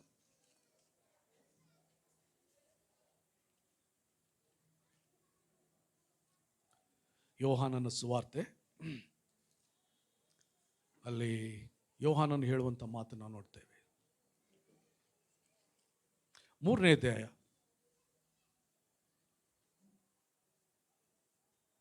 7ನೇ ವಚನದಿಂದ. ಹೀಗಿರಲಾಗಿ ಅವನು ತನ್ನಿಂದ ದೀಕ್ಷಾಸ್ನಾನ ಮಾಡಿಸಿಕೊಳ್ಳುವುದಕ್ಕಾಗಿ ಹೊರಟು ಬಂದ ಜನರ ಗುಂಪುಗಳಿಗೆ, ಎಲೈ ಸರ್ಪ ಜಾತಿಯವರೇ, ಮುಂದೆ ಕಾಣಬರುವ ದೈವ ಕೋಪದಿಂದ ತಪ್ಪಿಸಿಕೊಳ್ಳುವುದಕ್ಕೆ ನಿಮಗೆ ಉಪದೇಶ ಮಾಡಿದವರಾರು? ಹಾಗಾದರೆ ನಿಮ್ಮ ಮನಸ್ಸು ದೇವರ ಕಡೆಗೆ ತಿರುಗಿತೆಂಬುದನ್ನು ತಕ್ಕ ಫಲಗಳಿಂದ ತೋರಿಸಿರಿ. ಇಲ್ಲಿ ಹೇಳ್ತಾನೆ, ಮುಂದೆ ಕಾಣಬರುವ ದೇವರ ಕೋಪದಿಂದ ತಪ್ಪಿಸಿಕೊಳ್ಳುವುದಕ್ಕೆ ನಿಮಗೆ ಉಪದೇಶ ಮಾಡಿದವರಾರು? ಮುಂದೇನು ದೇವರ ಕೋಪ ನಮ್ಮ ನಂತರ ಬರ್ಲಿಕ್ಕಿದೆ ರೀ. ಜಗತ್ತಿನ ಬಹಳ ಪರಿಶುದ್ಧರಾಗಿ ಜೀವಿಸ್ತಾ ಇಲ್ಲ. ಈಗ ಬಂದಿರುವಂಥ ಕೊರೋನಾ ಕೂಡ ದೇವರು ಕಳಿಸಿದ್ದಲ್ರಿ, ದೇವರು ಕಳಿಸಿದ್ದಲ್ಲ. ಅದು ಮನುಷ್ಯರು ಉತ್ಪತ್ತಿ ಮಾಡಿದ ವೈರಸ್ಗಳಾಗಿವೆ. ದೇವರ ಒಂದು ಸೃಷ್ಟಿಯನ್ನು ಅವರು ಮ್ಯಾನಿಪುಲೇಟ್ ಮಾಡಿ ನಾವು ನೋಡ್ತೇವೆ, ಜನರೊಳಗೆ ರೋಗ ಹಬ್ಬಿಸೋದಕ್ಕಾಗಿ ಕಳಿಸಿದ್ದನ್ನು ನೋಡ್ತೇವೆ, ಮನುಷ್ಯರು ಕಳಿಸುವಂಥ ಈ ವೈರಾಣುಗಳು. ಆದರೆ ಇದಕ್ಕಾಗಿ ದೇವರು ಕೋಪ ಸಿದ್ಧ ಮಾಡಿಟ್ಟಿದ್ದಾನೆ. ದೇವರ ಕೋಪ ಬರಲಿಕ್ಕಿದೆ. ಇಲ್ಲಿ ಆತನು ಹೇಳ್ತಾ ಇರುವಂಥದ್ದು, ದೇವರ ಕಡೆಗೆ ತಿರುಗಿಕೊಳ್ಳಿರಿ, ದೇವರ ಕೋಪ ಬರಲಿಕ್ಕಿದೆ, ಪಶ್ಚಾತ್ತಾಪ ಪಡ್ರಿ, ಆ ದೇವರ ಕೋಪದಿಂದ ತಪ್ಪಿಸಿಕೊಳ್ಳ್ರಿ. ಅವರು ಹಾಸ್ಯ ಮಾಡಿದರು. ಅನೇಕರ ಪ್ರಸಂಗ ಹೇಳುವಾಗ, ಅಲ್ಲಿ ನೋಹನ ಚರಿತ್ರೆನ ಅಭ್ಯಾಸ ಮಾಡುವಾಗ ಅನೇಕರು ಹಾಸ್ಯ ಮಾಡಿದರು. ಇದೆಲ್ಲ ಬರ್ತದೆ ಹೋಗು, ನಾವು ಇಷ್ಟು ನಮ್ಮ ತಲೆಮಾರದಲ್ಲಿ ನಮ್ಮ ಆದಾಮ ಇನ್ನೂ ಬದುಕಿದ್ದಾನೆ, ಇನ್ನೂ 900 ವರ್ಷ ಆಗಿದೆ ಈಗ ಅವನಿಗೆ, ಅವನು ಇನ್ನೂ ಅದಕ್ಕೆ ಜೀವಂತ ಇದ್ದಾನೆ. ನೀ ಆಗಲೇ ಜಲಪ್ರಳಯ ಬರ್ತದೆ ಅಂತ ಹೇಳ್ತಾ ಇದೀಯಾ? ಅಲ್ಲಿ ಅವನ ಮಾತುಗಳನ್ನು ಯಾರು ನಂಬಲಿಲ್ಲ. ಆತನ ಪ್ರಸಂಗ ಮಾಡ್ತಾ ಇದ್ದ. ಆ ದೇವರ ವಾಕ್ಯದ ಪ್ರಕಾರ ನಾವು ತಿರುಗಿ ಆದಿಕಾಂಡ ಅದರ 6ನೇ ಅಧ್ಯಾಯಕ್ಕೆ ಬರುವಾಗ ಕೆಲವೊಂದು ಸಂಗತಿಗಳನ್ನು ನಾವು ಅರ್ಥ ಮಾಡಿಕೊಳ್ಳೋಣ. 9ನೇ ವಚನದಿಂದ, ನೋಹನ ಚರಿತ್ರೆಯು, ನೋಹನ ನೀತಿವಂತನು, ತನ್ನ ಕಾಲದವರಲ್ಲಿ ತಪ್ಪಿಲ್ಲದವನು ಆಗಿದ್ದನು. ಅವನು ದೇವರೊಂದಿಗೆ ಅನ್ಯೋನ್ಯವಾಗಿ ನಡೆದುಕೊಂಡನು. ಶೇಮ್, ಹಾಮ್, ಎಫೆತ್ ಎಂಬ 3 ಮಂದಿ ಮಕ್ಕಳನ್ನು ಪಡೆದನು. ಭೂಲೋಕದವರು ದೇವರ ದೃಷ್ಟಿಗೆ ಕೆಟ್ಟು ಹೋಗಿದ್ದರು. ಅನ್ಯಾಯವು ಲೋಕವನ್ನು ತುಂಬಿಕೊಂಡಿತ್ತು. ದೇವರು ಲೋಕವನ್ನು ನೋಡಿದಾಗ ಅದು ಕೆಟ್ಟು ಹೋಗಿತ್ತು. ಭೂನಿವಾಸಿಗಳೆಲ್ಲರೂ ತಮ್ಮ ನಡವಳಿಕೆಯನ್ನು ಕೆಡಿಸಿಕೊಂಡಿದ್ದರು. ಭೂನಿವಾಸಿಗಳೆಲ್ಲರೂ ಕೆಡಿಸಿಕೊಂಡಿದ್ದರು. ಆದರೆ ನೋಹನು ತಪ್ಪಿಲ್ಲದವನಾಗಿದ್ದಾನೆ ಅಂತ ನಾವು ನೋಡ್ತೇವೆ. ಕೆಲವರು ತಪ್ಪಿಲ್ಲದ ವ್ಯಕ್ತಿಗಳು ನಮ್ಮ ಬೈಬಲ್ನಲ್ಲಿ ಸಿಗ್ತಾರೆ. ಒಂದು ನೋಹ. ಅದಕ್ಕೆ ಎಜ್ಕೇಲನ ಪ್ರವಾದನೆಯಲ್ಲಿ 14ನೇ ಅಧ್ಯಾಯದಲ್ಲಿ ದೇವರು ಹೇಳ್ತಾನೆ ಆ ಒಂದು ಇಸ್ರಾಯೇಲ್ ದೇಶದ ಬಗ್ಗೆ, ಒಂದು ವೇಳೆ ನೋಹ ಇಲ್ಲಿದ್ರೂ ಕೂಡ ತನ್ನ ನೀತಿಯಿಂದ ತನ್ನನ್ನೇ ಉಳಿಸ್ಕೊಳ್ತಾ ಹೊರತು ತನ್ನ ಹೆಂಡತಿ ಮಕ್ಕಳನ್ನು ಉಳಿಸ್ಕೊಳ್ತಾ ಇರಲಿಲ್ಲ. ಅಷ್ಟು ಕೆಟ್ಟೋಗಿದೆ ನಿಮ್ಮ ಇಸ್ರಾಯೇಲ್ ಅಂತ ದೇವರು ಎಜ್ಕೇಲನ ಪ್ರವಾದನೆಯಲ್ಲಿ ಹೇಳಿ ನೋಡ್ತೇವೆ. ನೋಹ, ದಾನಿಯೇಲ, ಯೋಬ ಎಂಬ 3 ಮಂದಿ ಪುರುಷರು. ಈ 3 ಮಂದಿ ಪುರುಷರು ತಮ್ಮ ನೀತಿಗಾಗಿ ಪ್ರಸಿದ್ಧರಾದಂಥವರು. ಮನುಷ್ಯರಾದರೂ ಕೂಡ ದೇವರ ಮುಂದೆ ನಾವು ಪರಿಶುದ್ಧರಾಗಿ ಜೀವಿಸ್ತೇವೆ ಎಂಬಂಥ ಒಂದು ಹಠದೊಡನೆ ಜೀವಿಸುವಂಥ ವ್ಯಕ್ತಿಗಳು ಇವರಾಗಿದ್ದರು. ಆ ಯೋಬ ನಾವು ನೋಡ್ತೇವೆ, ದೇವರು ಹೇಳ್ತಾನೆ, ನನ್ನ ಸೇವಕನಾದ ಯೋಬ ಮೇಲೆ ಕಣ್ಣಿಟ್ಟಿದೆಯಾ? ಆತ ನಿಜ ಭೂಲೋಕದವರಲ್ಲಿ ನೀತಿವಂತನು, ತಪ್ಪಿಲ್ಲದವನಾಗಿದ್ದಾನೆ ಎಂಬ ಸೈತಾನ ಮುಂದೆ ದೇವರು ಸಾಕ್ಷಿ ಕೊಡ್ತಾನೆ.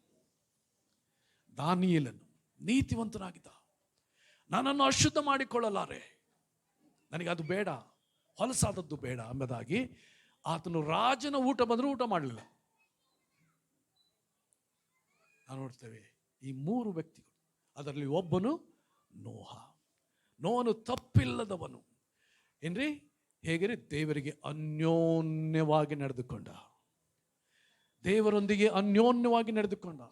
ಈ ಪ್ರಕಟಣೆ ಎಲ್ಲಿಂದ ಬಂತ್ರಿ? ಜಲಪ್ರಳಯ ಬರ್ತದೆ ಅಂತ ದೇವರು ಕೂಡ ಅನ್ಯೋನ್ಯವಾಗಿರುವಾಗ ಪ್ರಕಟಣೆ ಉಂಟಾಯ್ತು ಅವನಿಗೆ. ಅವನು ಹೋಗಿ ಜನರಿಗೆ ಹೇಳುವಾಗ ಜನ ನಂಬ್ತಾ ಇಲ್ಲ. ನೀನು ತಲೆ ಕೆಟ್ಟಿರ್ಬೇಕು, ಹುಚ್ಚಾಗಿ.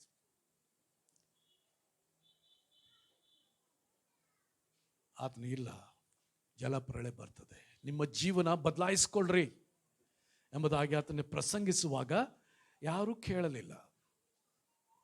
ನೋಡ್ತೇವೆ, ಬೋಲು ಕೆಡಿಸಿಕೊಂಡಿದ್ದರು. ಶೇಮ್, ಹಾಮ್, ಎಫೆತ್ ಎಂಬ 3 ಮಂದಿ ಮಕ್ಕಳನ್ನು ಪಡೆದನು. ತನ್ನ ಮಕ್ಕಳನ್ನು ದೇವರ ಭಯಭಕ್ತಿಯಲ್ಲಿ ಬೆಳೆಸಿದ. ನಾವು ನಮ್ಮ ಮಕ್ಕಳನ್ನು ದೇವರ ಮಾರ್ಗದಲ್ಲಿ ನಡೆಸ್ತಾ ಇದ್ದೇವಾ? ನಮ್ಮಲ್ಲಿ ಯಾರಾದರೂ ಮಕ್ಕಳು ಶಾಲೆಯಲ್ಲಿ ಪೆನ್ಸಿಲ್ ಕದ್ಕೊಂಡು ಬಂದರೆ, ಇದನ್ನ ಕೊಂಡ್ಕೊಂಡು ಬಂದರೆ ಭಾಳ ಶಬಾಸ್ ಅಂತ ಹೇಳ್ತೀರಾ? ಹೇಳ್ತೀರಿ? ಕೆಲವರು ಇದ್ದಾರೆ ಅಂತ ತಂದೆ ತಾಯಿಗಳು, ಅಂಥವ್ರು ಇದ್ದಾರೆ. ಹಂಗೆ ಮಾಡಬಾರ್ದು. ಮಕ್ಕಳನ್ನು ಸರಿಯಾದ ಮಾರ್ಗದಲ್ಲಿ ನಡೆಸಬೇಕು. ಮಕ್ಕಳು ತಪ್ಪಿದಾಗ ಬೇರೆಯವ್ರನ್ನು, ಈಗ ಉದಾಹರಣೆಗೆ ಶಿಕ್ಷಕರು ಅವ್ರನ್ನ ಶಿಕ್ಷಿಸುವಾಗ ಹೋಗಿ ಶಿಕ್ಷಕರು ಕೂಡ ಜಗಳಾಡ್ತೀವಿ, ನನ್ನ ಮಗು ಸರಿ ಇತ್ತಂತ, ಅವು ಕದ್ದಿದ್ದು ಸರಿ, ಅವು ಮಾಡಿದ್ದು ಸರಿ, ಎಲ್ಲ ಕೆಟ್ಟ ಕೆಟ್ಟ ಬಾಯಿಗಳ ಉಪಯೋಗ ಮಾಡೋದು ಸರಿ ಅಂತ ಹೇಳ್ಬಿಡ್ತೀವಿ. ನಾವು ನಮ್ಮ ಮಕ್ಕಳನ್ನು ಸರಿಯಾದ ಮಾರ್ಗದಲ್ಲಿ ನಡೆಸ್ತಾ ಇದ್ದೇವೆ. ಇಲ್ಲಿ ನೋಹನು ತನ್ನ ಮಕ್ಕಳನ್ನು ದೇವರ ಮಾರ್ಗದಲ್ಲಿ ನಡೆಸಿದ. ಹೀಗಾಗಿ ಅವರು ಕೂಡ ಆ ನಾಯಿಯೊಳಗೆ ಹೋದ್ರಿ. ಇಲ್ಲದೆ ಹೋದರೆ ಅವರು ಕೂಡ ಒಳಗೆ ಹೋಗ್ತಿರ್ಲಿಲ್ಲ. ಅದು ಎಚ್ಕೆಲ್ ಹೇಳ್ತಾನ್ರಿ, ಒಂದು ವೇಳೆ ಈಗ ಆಗಿನ ಕಾಲದ ಇಸ್ರಾಯೇಲ್ ದೇಶದಲ್ಲಿ ಇದ್ದಿದ್ದರೆ ಅವರು ತಮ್ಮ ಹೆಂಡತಿ ಮಕ್ಕಳನ್ನು ಕಳ್ಕೊಳ್ಬೇಕಾಗಿತ್ತು ಅಂತ. ಅಷ್ಟು ನೀತಿವಂತರು ಅವರು ಆಗ್ತಾರೆ, ಅವರು ಕೂಡ ಕೆಟ್ಟು ಹೋಗ್ತಿದ್ರಂತ. ಅಲ್ಲಿ ಆ ನೋಹನು ಆತನ ಮನಸ್ಸಿನಲ್ಲಿ ಕರೆಗೊಂಡವನಾಗಿ, ಅವ್ರು ಮಾಡ್ತಾ ಇರುವಂಥ ಆ ಹೊಲಸು ಕೃತ್ಯಗಳನ್ನು ನೋಡುತ್ತಾ ಮನಸ್ಸಿನಲ್ಲಿ ಕರೆಗೊಂಡು ದೇವರಿಗೆ ಮರಳಿ, ಸ್ವಾಮಿ ಇವರನ್ನು ತಿರುಗಿಸು, ನಿನ್ನ ಕಡೆ ತಿರುಗಿಸು ಎಂಬುದಾಗಿ. ಆದರೆ ದೇವರ ವಾಕ್ಯ ಹೇಳ್ತಾ ಅದು ಸಾಕಾಗೋಗಿ, ದೇವರ ಆತ್ಮನಿಗೂ ಸಾಕಾಗೋಗಿತ್ತು.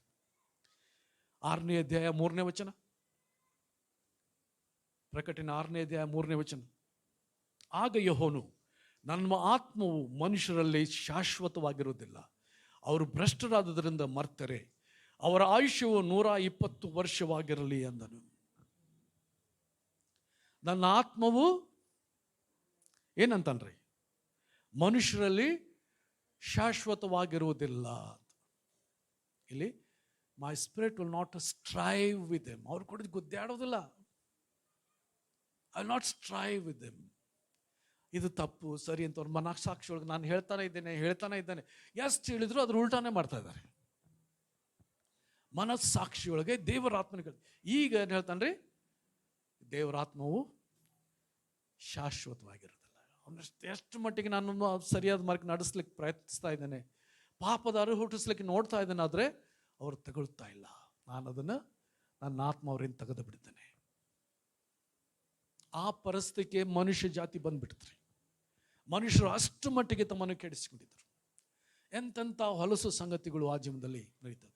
ಆದ ಕಾರಣ ಯೇಸು ಸ್ವಾಮಿ ನಾವು ಜೀವಿಸುವಂಥ ಈ ಕೊಲೆ ದಿವಸಗಳಲ್ಲಿ ದೇವರು ಹೇಳ್ತಾನೆ, ಈ ದಿವಸಗಳು ನೋಹನ ದಿವಸಗಳಂತಿರ್ತವೆ, ನಮ್ಮ ದಿವಸಗಳು ಲೋಟನ ದಿವಸಗಳಲ್ಲಿ ಇದ್ದಂತೆ ಇರ್ತದೆ. ಅಂದರೆ ದೇವರನ್ನು ಅಲಕ್ಷ್ಯ ಮಾಡುವಂಥ ರೀತಿಯಲ್ಲಿ ಜನರು ಜೀವಿಸ್ತಾರೆ. ಇಲ್ಲಿ ದೇವರ ಹೇಳ್ತಾನೆ, ನನ್ನ ಆತ್ಮ ಮನುಷ್ಯರಲ್ಲಿ ಶಾಶ್ವತವಾಗಿರೋದಿಲ್ಲ. ಶಾಶ್ವತ ಯಾವಾಗಲೂ ಹೋರಾಡೋದಿಲ್ಲ. ಅವ್ರು ಹೇಳ್ತೇನೆ ಇದು ಪಾಪ, ಇದು ಬಾತನವರೆಗೆ ಹೇಳ್ತೇನೆ ಏನಾಗ್ತದೆ, ಮನಸಾಕ್ಷಿ ಕಠಿಣ ಆಗ್ತಾ ಹೋಗ್ತದೆ. ಅದ ಕಾರಣ ಶಾಶ್ವತಗಳು ಇರೋದಿಲ್ಲ ಎಂಬುದಾಗಿ ಹೇಳ್ತಾನೆ. ಈಗ ನೋಹನು ನೀತಿವಂತನು, ತಪ್ಪಿಲ್ಲದವನು. ಅಷ್ಟಲ್ಲದೆ ಏನಾಯ್ತು ರೀ, ದೇವರೊಂದಿಗೆ ಅನ್ಯೋನ್ಯವಾಗಿ. ಇದು ಒಂದು ನಮ್ಮ ಸೀಕ್ರೆಟ್ ರೀ, ಏನ್ರಿ ನಮ್ಗೆ ಬೇಕಾಗಿರುವಂಥದ್ದು, ದೇವರೊಂದಿಗೆ ಅನ್ಯೋನ್ಯವಾಗಿ ಜೀವಿಸ್ಬೇಕು. ಆಗಲೇ ಈಶ್ವರ ಹೇಳಿದ, ಈ ವರ್ಷ ದೇವರೊಂದಿಗೆ ನಾವು ಅನ್ಯೋನ್ಯವಾಗಿ ಜೀವಿಸುವಂಥ ವರ್ಷವಾಗಿ ನಾವು ಮಾಡಿಕೊಳ್ಳೋಣ. ನಮ್ಮ ಪ್ರಾರ್ಥನಾ ಜೀವಿತ ಹೆಚ್ಚಿಸ್ಕೊಳ್ಳೋಣ. ಪ್ರಾರ್ಥನೆ ಅಂದರೆ ಅನೇಕ ನಾವು ವಿಚಾರ ಮಾಡ್ತೇವೆ, ಒಂದೊಂದು ಸಂಪ್ರದಾಯ, ಹಿಂಗೆ ಪ್ರೇಯರ್ ಮಾಡಬೇಕು, ಒಂದೊಂದು ಸಂಪ್ರದಾಯ, ಈ ರೀತಿ ಮಾಡಬೇಕು. ಸಂಪ್ರದಾಯ ಅಲ್ರಿ, ಪ್ರಾರ್ಥನೆ ಎಂಬುದು ಒಂದು ಸಂಪ್ರದಾಯ ಅಲ್ಲ. ದೇವರೊಂದಿಗೆ ಮಾತಾಡುವಂಥದ್ದು, ದೇವರು ಕೂಡ ಮಾತಾಡುವಂಥದ್ದು, ಅದು ಪ್ರಾರ್ಥನೆ. ನೀನು ರಸ್ತೆಯಲ್ಲಿ ನಡೀತಾ ಇರುವಾಗಲೂ ಪ್ರಾರ್ಥನೆ ಮಾಡ್ಬೋದು. ನೀನು ಹೆಣ್ಣುಮಕ್ಕಳು ಅಡುಗೆ ಮಾಡುವಾಗ ನೀವು ಪ್ರಾರ್ಥನೆ ಮಾಡ್ತಿರ್ಬೋದು. ಗಂಡಸರು ನೀವು ಕೆಲಸದಲ್ಲಿ ನೀವು ಕೆಲಸ ಮಾಡ್ತಿರುವಾಗ ನೀವು ಪ್ರಾರ್ಥನೆ ಮಾಡ್ಬೋದ್ರಿ. ಎಲ್ಲ ಸಮಯ ಆದ ಕಾರಣ ದೇವ್ರು ಹಾಕಿದ್ದು ಎಲ್ಲ ಸಮಯಗಳಲ್ಲಿ ಪ್ರಾರ್ಥನೆ ಮಾಡುತ್ತಾ, ಎಲ್ಲ ಸಮಯ ಅಂತ ಯಾಕೆ ಹೇಳ್ತದ್ರಿ? ಆದ ಕಾರಣ ಈ ಪ್ರಾರ್ಥನೆಯ ಆತ್ಮನನ್ನು ನಾವು ಧರಿಸಿಕೊಳ್ಳೋಣ. ಜಕರ್ನ ಪ್ರವಾದನೆಯಲ್ಲಿ ದೇವರಿಗೆ ಒಂದು ವಾಗ್ದಾನ ಮಾಡಿದ್ದಾನೆ, ಎಲ್ಲ ಮನುಷ್ಯರ ಮೇಲೆ ಪ್ರಾರ್ಥನೆಯ ಆತ್ಮ ಸುರಿಸ್ತೇನೆ. ದೇವರೇ, ನನಗೆ ಆ ಪ್ರಾರ್ಥನೆ ಆತ್ಮ ನನಗೆ ಕೊಡು ಸ್ವಾಮಿ, ನಾನು ಕೂಡ ಪ್ರಾರ್ಥಿಸಿದೆ. ನೋಹನು ಪ್ರಾರ್ಥನೆಯ ಹೃದಯವುಳ್ಳವನಾಗಿ ಜನರಿಗಾಗಿ ಪ್ರಾರ್ಥಿಸ್ತಾ ಅವರ ಪಾಪಗಳನ್ನು ನೋಡುವಾಗ ಕರೆಗೊಂಡು, ಈ ಕೊಲೆ ಮಾಡಬೇಡಪ್ಪ, ಅದು ತಪ್ಪು, ನೀನು ಮಾಡಬೇಡ. ವ್ಯಭಿಚಾರ ಮಾಡಬೇಡಪ್ಪ, ಅದು ತಪ್ಪು. ವಸ್ತುಗಳನ್ನು ಕದ್ದುಕೊಳ್ಳಬೇಡಪ್ಪ, ನೀನು ದರೋಡೆ ಮಾಡಬೇಡಪ್ಪ. ಅನೇಕ ವೈಯಕ್ತಿಕವಾಗಿ ಆತನು ಜನರ ಬಳಿಗೆ ಹೋಗಿ ಹೋಗಿ ಆತನು ಸುವಾರ್ತೆ ಸಾರ್ತಾ ಇದ್ದ. ಒಬ್ಬರು ಕಿವಿಕೊಳ್ಳಲಿಲ್ಲ. ಆದ ಕಾರಣ ದೇವರು ಹೇಳ್ತಾನೆ, ನನ್ನ ಆತ್ಮವು ಕೊನೆಯವರೆಗೆ ಅವ್ರು ಕೂಡ ಹೋರಾಡೋದಿಲ್ಲ. ನೀವು ನೋಡಿದಿರ ದೇವರ ಆತ್ಮನ ಗುರುತಿಸಿದ್ದೀರಾ? ನಾವೇನಾದ್ರು ತಪ್ಪು ಮಾಡ್ಬೇಕಂದಾಗ ಅಲ್ಲೇ ಮನಸ್ಸಾಕ್ಷಿ ಚೂಸ್ತದಲ್ಲ, ಇದು ತಪ್ಪಂತ ಹೇಳ್ತದಲ್ಲ. ಕೆಲವು ಮೊದಲು ಗೊತ್ತಿರೋದಿಲ್ಲ ನಮಗೆ ಎಲ್ಲ ಸಾರಿ ಇದು ತಪ್ಪಂತ. ಆದ್ರೆ ದೇವರಾತ್ಮ ಹೇಳುವಾಗ ಆಗ ಅರ್ಥ ಆಗಕ್ಕೆ ಚಾಲು ಆಗ್ತಿತ್ತು, ಹೌದು ಇದು ತಪ್ಪು, ಅದು ತಪ್ಪು, ಮಾಡಬಾರ್ದಿತ್ತು. ನಾವು ಗುರುತಿಸುವಾಗ ಆಗಿಂದಾಗಲೇ ನಾವು ಪಶ್ಚಾತ್ತಾಪ ಪಡೋಣ. ದೇವರಾತ್ಮನು ಇದು ತಪ್ಪು ಅಂತ ಹೇಳಿದ ಕೂಡಲೇ ಏನು ಮಾಡೋಣ್ರಿ? ಆಗಿಂದಾಗ ಪಶ್ಚಾತ್ತಾಪ. ಅದನ್ನು ನಾಳೆ ಅಂತ ಹಾಕ್ಬೇಡ್ರಿ ಮುಂದೆ. ಅದರ ಅರ್ಥನ್ರಿ, ನಾಳೆ ಮಟ್ಟ ಅಂದ್ರೆ ಸೈತಾನನಿಗೆ ಬಾಗಿಲು ತೆಗೆದು ಬಿಡ್ತೀರಿ. ಅಲ್ಲಿ ಸೈತಾನ ಬಂದು ನಮ್ಮ ಜೀವನದಲ್ಲಿ ಕೆಟ್ಟ ಕೆಲಸ ಮಾಡಲಿಕ್ಕೆ ಸಾಧ್ಯ ಆಗ್ತದೆ. ಅದ ಕಾರಣ ಆಗಿಂದಾಗ ದೇವರಾತ್ಮನಂತ ಹೇಳಿದ ಕೂಡಲೇ ನಾವೇನು ಮಾಡೋಣ್ರಿ? ಪಶ್ಚಾತ್ತಾಪ ಪಡೋಣ, ದೇವ್ರ ಕಡೆಗೆ ತಿರುಗಿಕೊಳ್ಳೋಣ. ಆದ ಕಾರಣ ದೇವ್ರು ಹೇಳ್ತಾನೆ, ಭೂಮಿ ಮೇಲಿದೆಲ್ಲ ಅಳಿಸಿಬಿಡ್ತಾನೆ. ಆದ ಕಾರಣ ನೀನು ತುರಾಯಿ ಮರದಿಂದ ನಾವೇನು ಮಾಡಬೇಕು ಅದರದ್ದೆಲ್ಲ ಹೇಳ್ತಾನೆ ರೀ. ಅದೆಷ್ಟು ದೊಡ್ಡದಿರಬೇಕು ಏನಂಬುದಾಗಿ ನೀವು 13ನೇ ವಚನದಿಂದ ಹೇಳೋದನ್ನ ನೋಡ್ತೇವೆ. 3 ಅಂತಸ್ತುಗಳು ಅದರೊಳಗಿದ್ದು, ಅದಕ್ಕೆ ಕಿಟಕಿಗಳಿದ್ದು, ಉಸಿರಾಡೋದಕ್ಕಾಗಿ ಮೇಲ್ಭಾಗದಲ್ಲಿ ಕಿಟಕಿಗಳಿದ್ದು ನಾವು ನೋಡ್ತೇವೆ. 17ನೇ ವಚನದಲ್ಲಿ, ನಾನಂತೂ ಭೂಮಿ ಮೇಲೆ ಜಲಪ್ರಳಯವನ್ನು ಬರಮಾಡಿ ಆಕಾಶದ ಕೆಳಗಿರುವ ಸಕಲ ಪ್ರಾಣಿಗಳನ್ನು ಅಳಿಸಿ ಬಿಡುವೆನು. ಭೂಮಿಯ ಸಮಸ್ತವು ಹೀಗೆ ಲಯವಾಗುವುದು. ಆದರೆ ನಿನ್ನ ಕೂಡ ನಿಬಂಧನೆ ಮಾಡುತ್ತೇನೆ, ನೀನು ನಿನ್ನ ಹೆಂಡತಿ ಮಕ್ಕಳು ಸೊಸೆಯರ ಸಹಿತವಾಗಿ ನಾವೆಲ್ಲಿ ಸೇರಬೇಕು. ಒಡಂಬಡಿಕೆ, ನಾನು ನಿನ್ನ ಕುಟುಂಬ ಉಳಿಸ್ತೇನೆ. ಅದರೊಂದಿಗೆ ಆ ಒಡಂಬಡಿಕೆಯಲ್ಲಿ ಏನ್ರಿ? ನೀನು ಪ್ರತಿಯೊಂದು ಪ್ರಾಣಿಗಳನ್ನು ಜೋಡಿ ಜೋಡಿಯಾಗಿ ತಕ್ಕೋಬೇಕು. ಅದನ್ನು ಜೋಡಿ ಜೋಡಿಯಾಗಿ ಅಷ್ಟು ದೊಡ್ಡ ನಾವೆಯನ್ನು ಕಟ್ಟಿದ. ಅದನ್ನು ನೋಡುವಾಗ ಹಾಸ್ಯ ಮಾಡ್ತದ್ರಿ, ಏನು ಮುದುಕ ತಲೆ ಕೆಟ್ಟೈತಿ, ದೊಡ್ಡ ಇಂಥ ದೊಡ್ಡ ನಾವು, ಅದು ಗುಡ್ಡದ ಮೇಲೆ ಕಟ್ಟದ, ಅಲ್ಲಿ ಮಟ್ಟ ನೀರೆಲ್ಲಿ ಬರಬೇಕು.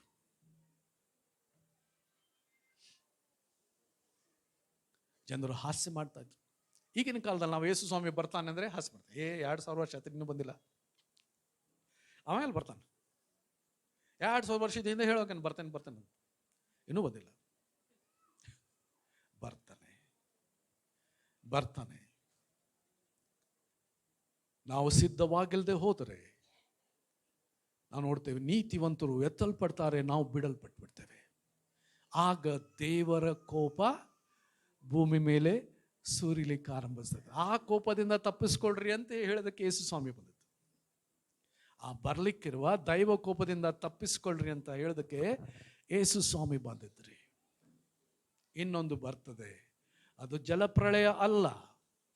ಏನು ಬರ್ತದ್ರಿ? ಬೆಂಕಿಯ ಪ್ರಳಯ ಬರಲಿಕ್ಕಿದೆ. ಎದ್ರ ಪ್ರಳಯ ರೀ? ಬೆಂಕಿ ಪ್ರಳಯ. ಅದ್ರ ಮುಂದೆ ನಾವು ನೋಡ್ತೇವೆ. ಇಲ್ಲಿ ದೇವರು ಆತನಿಗೆ ಒಂದು ಒಡಂಬಡಿಕೆ, ಇದು ಮೊದಲನೇ ಒಡಂಬಡಿಕೆ ರೀ. ಮೋಶೆ ಕೂಡ ಇಸ್ರಾಯೇಲರೊಂದಿಗೆ ಮಾಡ್ಕೊಂಡು ಮುಂಚೆ ಅನೇಕ ಒಡಂಬಡಿಕೆಗಳಿವೆ. ಇಲ್ಲಿ ನೋಹನೊಂದಿಗೆ ಮಾಡಿಕೊಂಡ ಒಡಂಬಡಿಕೆ ನಾವು ನೋಡ್ತೇವೆ. ನಿನ್ನನ್ನು ಸೇರಿಸ್ತಾನೆ, ಉಳಿಸ್ತಾನೆ. ಆದ್ರೆ ನೀನೇನು ಮಾಡ್ಬೇಕು ಕೆಲಸ? ಪ್ರತಿಯೊಂದು ಪ್ರಾಣಿಗಳನ್ನ ನಾವೆಲ್ಲಿ ಕಟ್ಟಿ ಅದರಲ್ಲಿ ತಗೊಳ್ಬೇಕು. ಅದು ಒಂದು ಕೆಲಸ. ಆತನ ಪ್ರಸಂಗ ಮಾಡ್ತಾ ಅದನ್ನು ಮಾಡ್ತಾ ಆತನು ಆ ನಾವೇನು ಕಟ್ತಾ, ಬಹುಶಃ ಅನೇಕರು ಕೆಲಸಗಾರ ಬೇಕ್ರಿ. ಅಷ್ಟ 4 ಮಂದಿಗೆ ಕಟ್ಟಕ್ಕಾಕೈತ್ರಿ. 4 ಮಂದಿ ಗಂಡಸರು, ಅವ್ರು ಕೂಡ ಒಂದು 4 ಮಂದಿ ಹೆಣ್ಮಕ್ಳು ಅದಾರ. ಅಷ್ಟು ದೊಡ್ಡ ನಾವೇ ಅವ್ರಿಗೆ ಕಟ್ಲಿಕ್ಕೆ ಆಗ್ತದ? ಕೆಲಸಗಾರರು ಬೇಕು ಅಲ್ಲ? ಕೆಲಸಗಾರನ ಕರ್ಕೊಂಡು ಆತನ ಕಟ್ತಾ ಇದ್ದಾನೆ. ಬಹುಶಃ ಬಹಳಷ್ಟು ತಾನು ದುಡಿದ ಹಣ ಎಲ್ಲ ಅದಕ್ಕೆ ಹಾಕ್ತಾ ಇದ್ದಾನೆ ಆ ನಾವೇ ಕಟ್ಟಲಿಕ್ಕೆ. ಅಲ್ಲಿ ಅದನ್ನು ಹಾಕ್ತಾರೆ. ಅರೆ ಕೆಲಸಗಾರರು, ಅಜ್ಜ ಏನು ಕಟ್ತಾ ಇದ್ದಿ? ಮಳೆ ಬರಂಗಿಲ್ಲ, ಯಾಕೆ ಸುಳ್ಳ ಇದು ಮಾಡ್ತಿ, ಸುಮ್ಮನಿರಪ್ಪ. ಆತನು ಕಟ್ಟಿದ, ಮುಗಿಸಿದ ಮೇಲೆ ಜನ ಹಾಸ್ಯ ಮಾಡ್ತದ್ರಿ, ಮುಗಿಸಿ ನಿಲ್ಸಣ್ರಿ, ನಾವೇ ಕಟ್ಟ, ನಾವು ಮಳೆನ ಬಂದಿಲ್ಲ, ನಾವು ಮಳೆ ಬರ್ತದೆ ಅಂತಂದ್ರೆ ಏನಾಯ್ತ್ರಿ? 7ನೇ ವಚನಕ್ಕೆ ಹೋಗೋಣ್ರಿ. ಆಗ ಯೆಹೋವನು ನೋಹನಿಗೆ, ನೀನು ನಿನ್ನ ಮನೆಯವರು ನಾವೆಲ್ಲಿ ಸೇರಿರಿ, ಈಗಿನವ್ರಲ್ಲಿ ನೀನೊಬ್ಬನೇ ನನ್ನ ಮುಂದೆ ನೀತಿವಂತನಾಗಿ ನಡೆಯುವುದನ್ನು ನೋಡಿದ್ದೇನೆ. ನೀನೊಬ್ಬನೇ ನೀತಿವಂತನಾಗಿ ನಡೆಯುವುದನ್ನು ನೋಡಿದ್ದೇನೆ. ತನ್ನ ಮಕ್ಕಳಿಗೂ ನೀತಿಯಲ್ಲಿ ನಡೆಯುವುದನ್ನು ಕಲಿಸಿದ್ದ. ಈಗ ಸೊಸೆಯರನ್ನ ಎಲ್ಲಿಂದ ತರ್ಬೇಕ್ರಿ? ಆ ಕಡೆ ಯಾರು ಪಾಪದಾಗ ಜೀವ ಮಾಡ್ತಾರೆ, ಆ ಕುಟುಂಬದಿಂದ ತರ್ಬೇಕಲ್ಲ ಪಾಪ. ಬಂದರು, ಅವರು ಕೂಡ ನೀತಿಯಲ್ಲಿ ನಡೆದರು, ನೋಹನ ಬೋಧಿಸಿದ ಪ್ರಕಾರ. ಯಾಕಂದ್ರೆ ಅವರು ಉಳಿದರು. ಹೀಗಾಗಿ ನಾವು ನೋಡ್ತೇವೆ,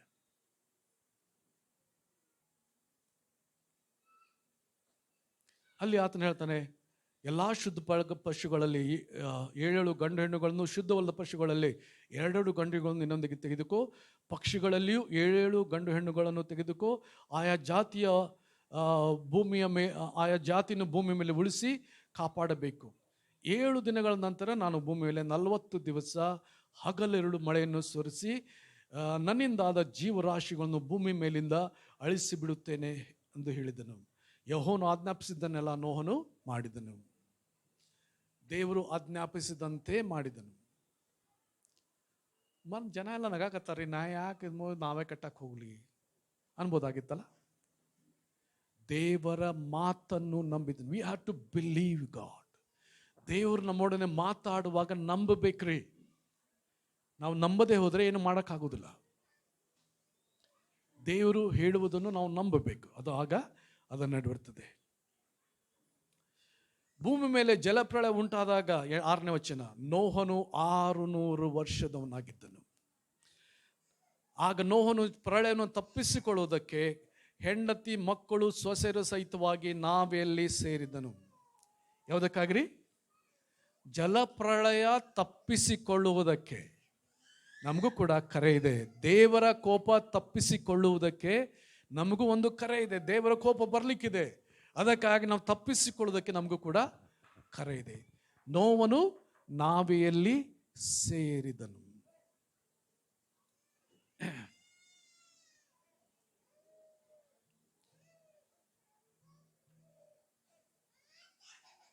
ಇಲ್ಲಿ ನಾವೇ ಸೇರಿದ ಮೇಲೆ ನಾವು ನೋಡ್ತೇವೆ ಏನಾಯ್ತ್ರಿ? 10ನೇ ವಚನದಲ್ಲಿ, ಆ 7 ದಿವಸಗಳಾದ ನಂತರ ಜಲಪ್ರಳಯವು ಭೂಮಿ ಮೇಲೆ ಬಂತು.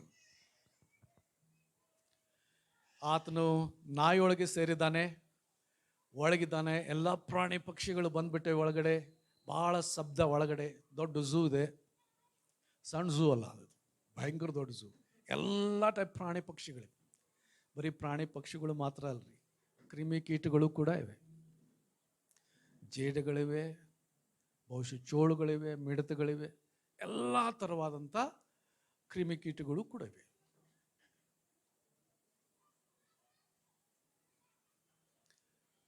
ಅವ ಸೇರಿ 7 ದಿವಸ ಹೊರಗಡೆ ಬಂದವರೆಲ್ಲ ಸುತ್ತಲೂ ಸೇರಿದ್ದಾರೆ ಜನ.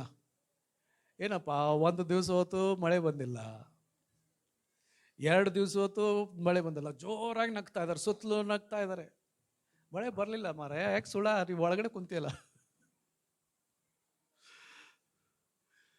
3 ದಿವಸ ಆಯ್ತು ಮಳೆ ಬರಲಿಲ್ಲ, 4 ದಿವಸ ಆಯ್ತು ಮಳೆ ಬರಲಿಲ್ಲ. 7ನೇ ದಿವಸ ಒಮ್ಮೆಲೆ ಕರಿ ಮೋಡುಗಳು ಮುಚ್ಕೊಂಡ್ಬಿಟ್ರು. ಒಮ್ಮೆಲೆ ದೊಡ್ಡ ಮಳೆ ಸುರ್ಲಿಕ್ಕೆ ಆರಂಭಿಸ್ತು. ನಮ್ಮ ಉತ್ತರ ಭಾರತದಲ್ಲಿ ಏನಾಯ್ತ್ರಿ,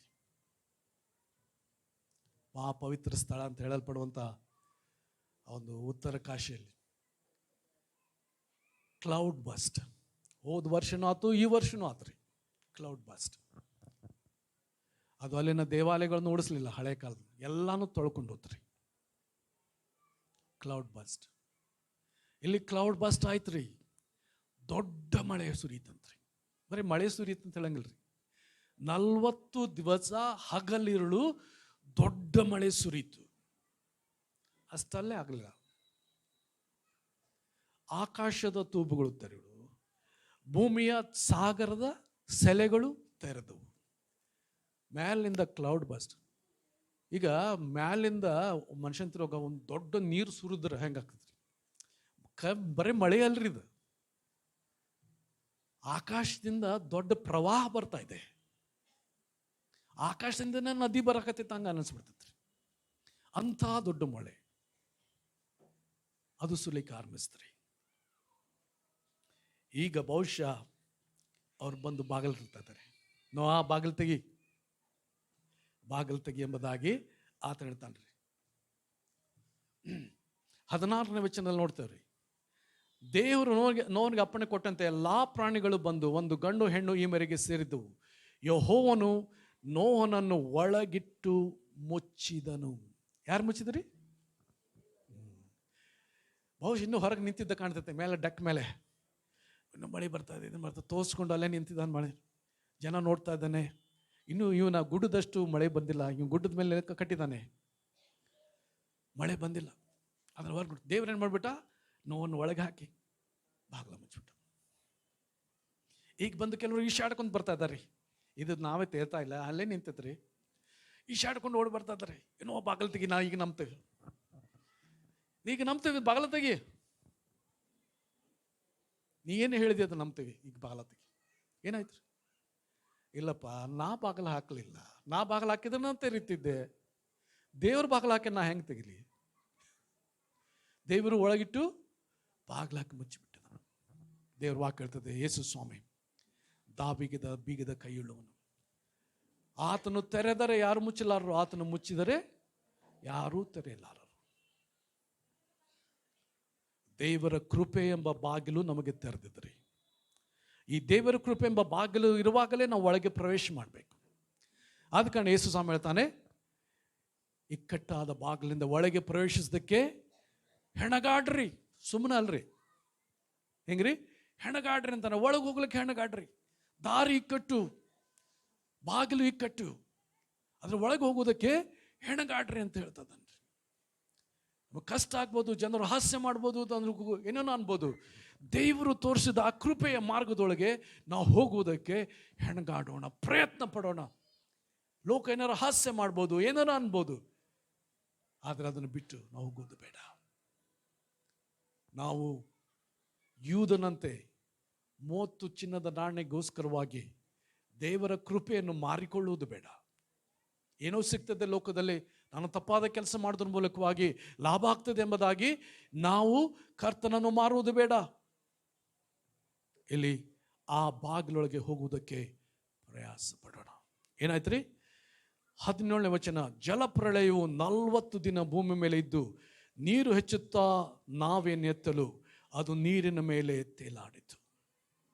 ನಾವು ಅನೇಕ ಸಂಡೇ ಸ್ಕೂಲ್ಗಳಿಗೆ ನಾವು ಕಲಿತಂಥ ಮಾತು, 40 ದಿವಸ ಹಗಲು ರಾತ್ರಿ ಮಳೆ ಹೊಡಿತು. ಆಮೇಲೆ ಏನಾಯ್ತ್ರಿ? ನಾವೇ ಬಂದು ಅರರಾಟ್ ಪರ್ವತ ಮೇಲೆ ನಿಂತು ಬಿಡ್ತಂಥದ್ದು. ಇಲ್ಲ. ಎಷ್ಟನೇ ದಿವಸ ಒಳಗೆ ಹೋದಾರೆ ಅವ?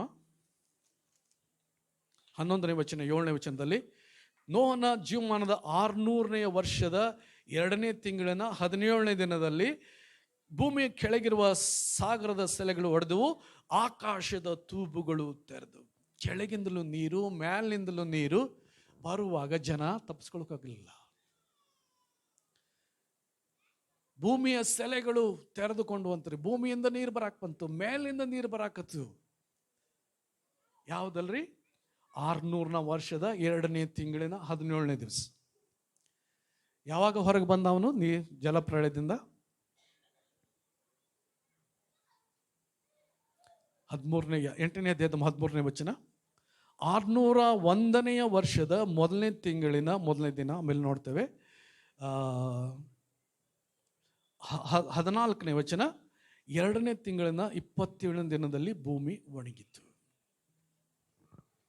600ನೇ ವರ್ಷದೊಳಗೆ ಹೋದ. ಹೊರಗೆ ಬರುವಾಗ 601 ವರ್ಷ 27ನೇ ದಿನ. 1 ವರ್ಷ 10 ದಿವಸ ನಾವೇಲಿದ್ದ.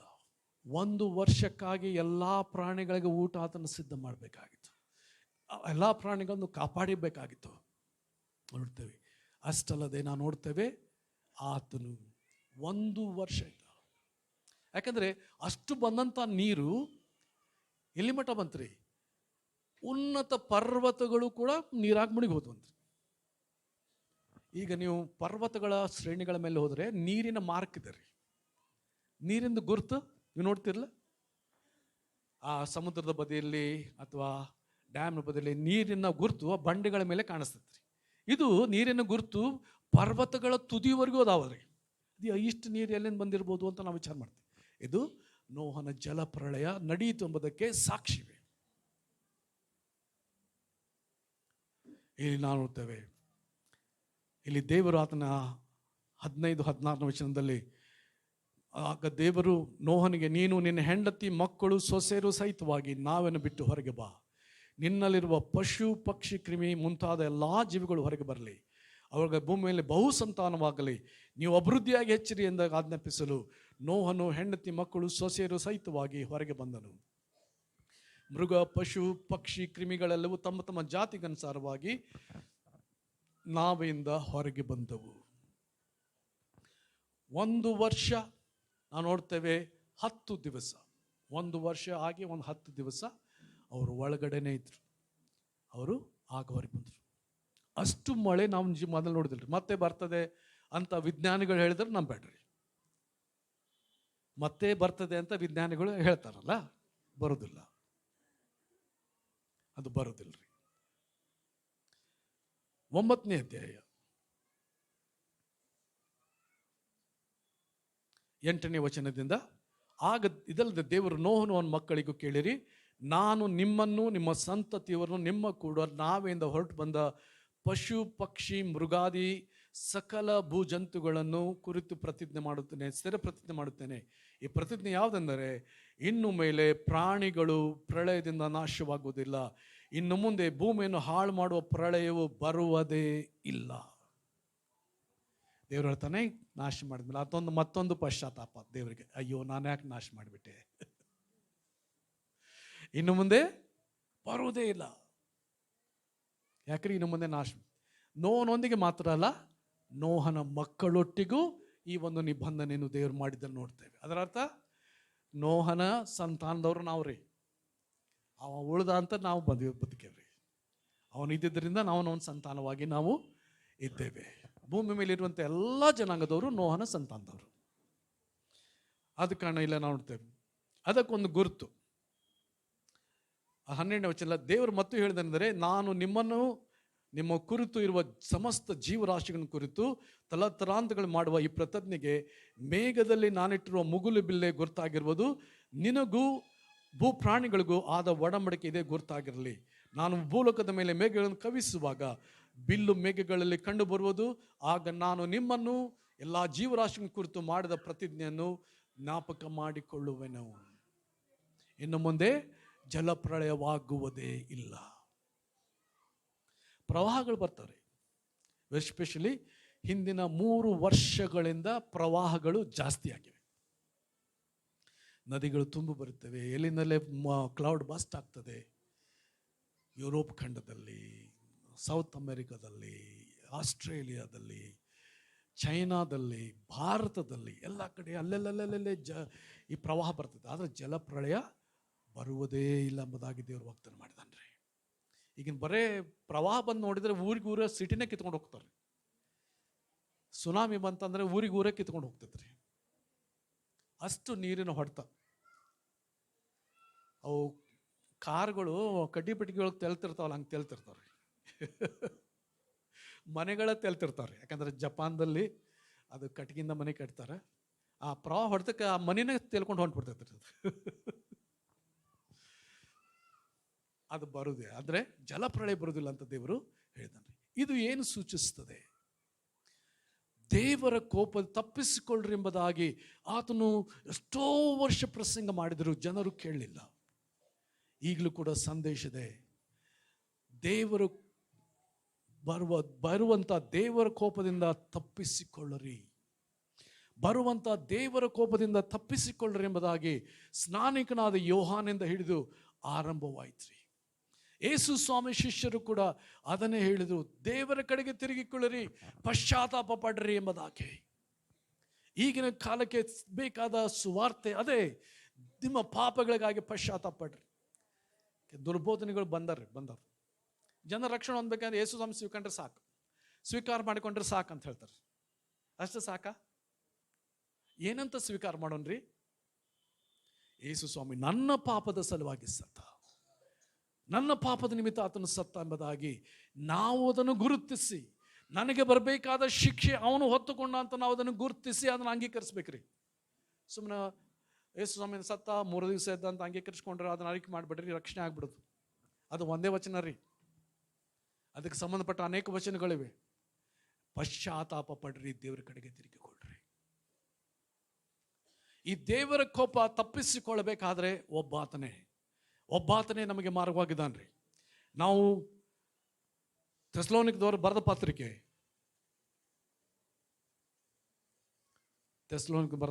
ಮೊದಲನೇ ಅಧ್ಯಾಯ ಅದರ 10ನೇ ವಚನ. ಥೆಸಲೋನಿಕ 1ನೇ ಅಧ್ಯಾಯ 10ನೇ ವಚನ.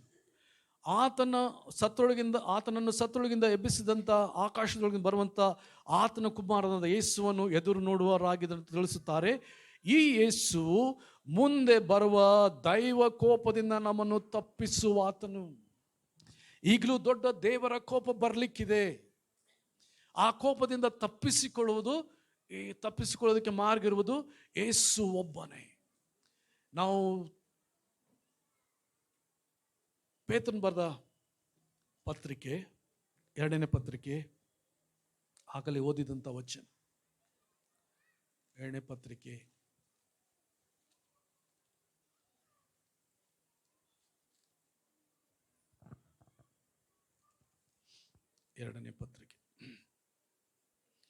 3ನೇ ಅಧ್ಯಾಯ 5ನೇ ವಚನ, 5ರಿಂದ 7 ವಚನ.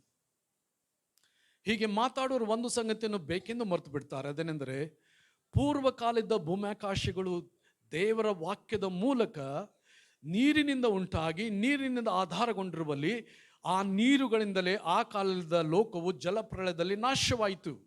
ಆದರೆ ಈಗಿರುವ ಭೂಮ್ಯಾಕಾಶಗಳು ಅದೇ ವಾಕ್ಯದ ಬಲದಿಂದ ಬೆಂಕಿಯ ಮೂಲಕ ನಾಶವಾಗುವುದಕ್ಕಾಗಿ ಇಡಲ್ಪಟ್ಟಿವೆ. ಮತ್ತು ಭಕ್ತಿಹೀನರ ಶಿಕ್ಷಾವಿಧಿಯು ನಾಶನವು ಉಂಟಾಗುವುದಕ್ಕಾಗಿ ಆ ಬೆಂಕಿ ಸಿದ್ಧವಾಗಿದೆ.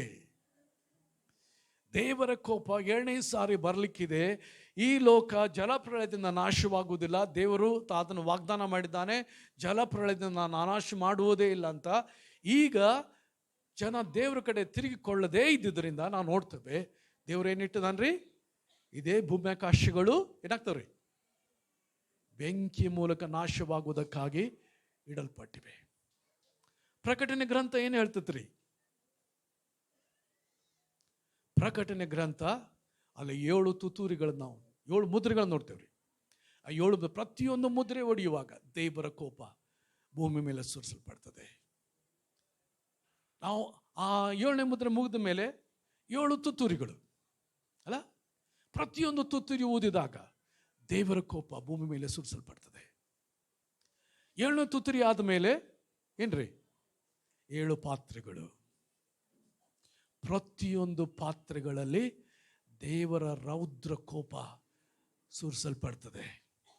ನಾವು ಅದನ್ನು ನೋಡೋಣ. ಅಲ್ಲಿ ಯಾವಾಗ ಮುಗಿತದೆ ಅದು ದೇವರ ಕೋಪ?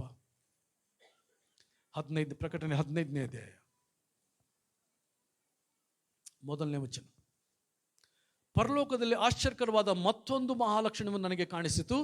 7 ಮಂದಿ ದೇವದೂತರ ಕೈಯಲ್ಲಿ 7 ಉಪದ್ರವಗಳಿದ್ದವು. ಇವು ಕಡೇ ಉಪದ್ರವಗಳು. ಇವುಗಳಲ್ಲಿ ದೇವರ ರೌದ್ರವು ಮುಗಿದಿರುವುದು. ಇಸ್ರಾಯೇಲರು ಪಾಪ ಮಾಡಿದಾಗ ದೇವರೇನು ಹೇಳ್ತಾನ್ರಿ? ಯಾಜಕ ಕಾಂಡ 26ನೇ ಅಧ್ಯಾಯ, ಧರ್ಮೋಪದೇಶ ಕಾಂಡ 28ನೇ ಅಧ್ಯಾಯ.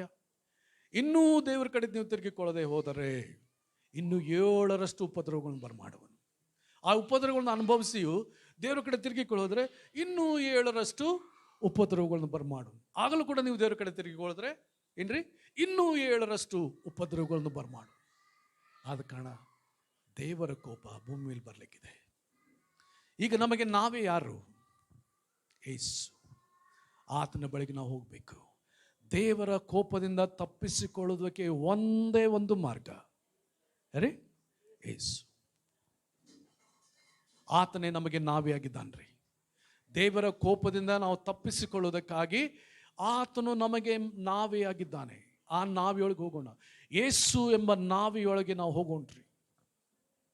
ಆ ನಾವಿಯೊಳಗೆ ನಾವು ಹೋಗಿ ನಮ್ಮ ದೇವರ ಆ ಕೋಪದಿಂದ ತಪ್ಪಿಸಿಕೊಳ್ಳುವುದಷ್ಟೇ ಇಲ್ಲ, ಆ ನಾವೇ ನಮ್ಮನ್ನು ಎಲ್ಲಿಗೂ ಒಯ್ತದ್ರಿ, ಪರಲೋಕಕ್ಕೆ.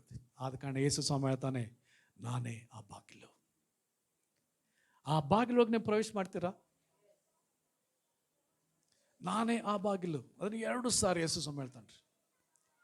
ಯೇಸು ಸ್ವಾಮಿ ಹೇಳ್ತಾನೆ, ನಾನೇ ಮಾರ್ಗ. ಅದನ್ನು ಕೂಡ 2 ಸಾರಿ ಹೇಳ್ತಾನೆ, ನಾನೇ ಮಾರ್ಗ. ಯಾಕೆ 2 ಸಾರಿ ಹೇಳ್ತಾನ್ರಿ? ಒತ್ತಾಯಪೂರ್ವಕವಾಗಿ ಅದನ್ನು ಹೌದು, ಇದು ನಾನು ಹೇಳಿದ್ದು ಸತ್ಯ ಎಂಬುದಾಗಿ ಹೇಳೋದಕ್ಕೆ ಆತನು 2 ಸಾರಿ ಹೇಳೋದು ನೋಡ್ತೇವೆ. ಆದ ಕಾರಣ ನಮಗೋಸ್ಕರ ದೇವರ ಕೋಪದಿಂದ ತಪ್ಪಿಸಿಕೊಳ್ಳುವುದಕ್ಕೆ ಮಾರ್ಗವು ತೆರೆದಿರುವುದರಿಂದ ಆ ಮಾರ್ಗದಲ್ಲಿ ನಾವು ಹೋಗೋಣ. ಆತನು ಜೀವಿಸುವ ಮಾರ್ಗ ನಮ್ಮ ಮುಂದಿಟ್ಟಿದ್ದಾನೆ. ಆ ನ್ಯೂ ಆ್ಯಂಡ್ ಲಿವಿಂಗ್ ವೇ, ಹೊಸ ನೂತನವಾದಂಥ ಜೀವವುಳ್ಳ ಹೊಸ ದಾರಿಯಲ್ಲಿ ನಾವು ಹೋಗೋಣ್ರಿ. ಅಲ್ಲಿ ಕರ್ತನು ಬಾಗಿಲು ತರುತ್ತಾನೆ. ಒಂದು ದಿವಸ ಬಾಗಿಲು ಮುಚ್ತದೆ ರೀ, ಆವಾಗ ನಾವು ಹೋಗಿ ಬಾಗಿಲು ತಟ್ಟಿದ್ರೆ ತೆರೆಯುತ್ತಿಲ್ಲ. ನಾವು ಮತ್ತಾಯನ ಬರೆದ ಸುವಾರ್ತೆ, ಮತ್ತಾಯನ ಬರೆದ ಸುವಾರ್ತೆ ಅದರ 25ನೇ ಅಧ್ಯಾಯ. ಮತ್ತಾಯನ ಬರೆದ ಸುವಾರ್ತೆ ಅದರ 25ನೇ ಅಧ್ಯಾಯ.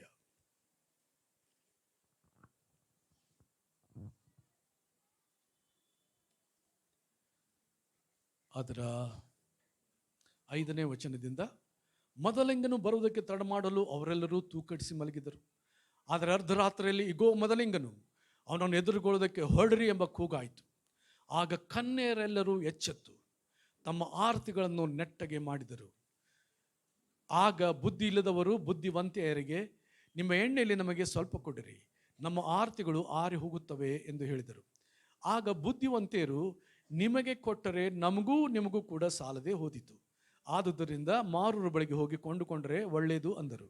ಅವರು ಕೊಂಡುಕೊಳ್ಳಲಿಕ್ಕೆ ಹೋದಾಗ ಮೊದಲಿಂಗನು ಬಂದನು.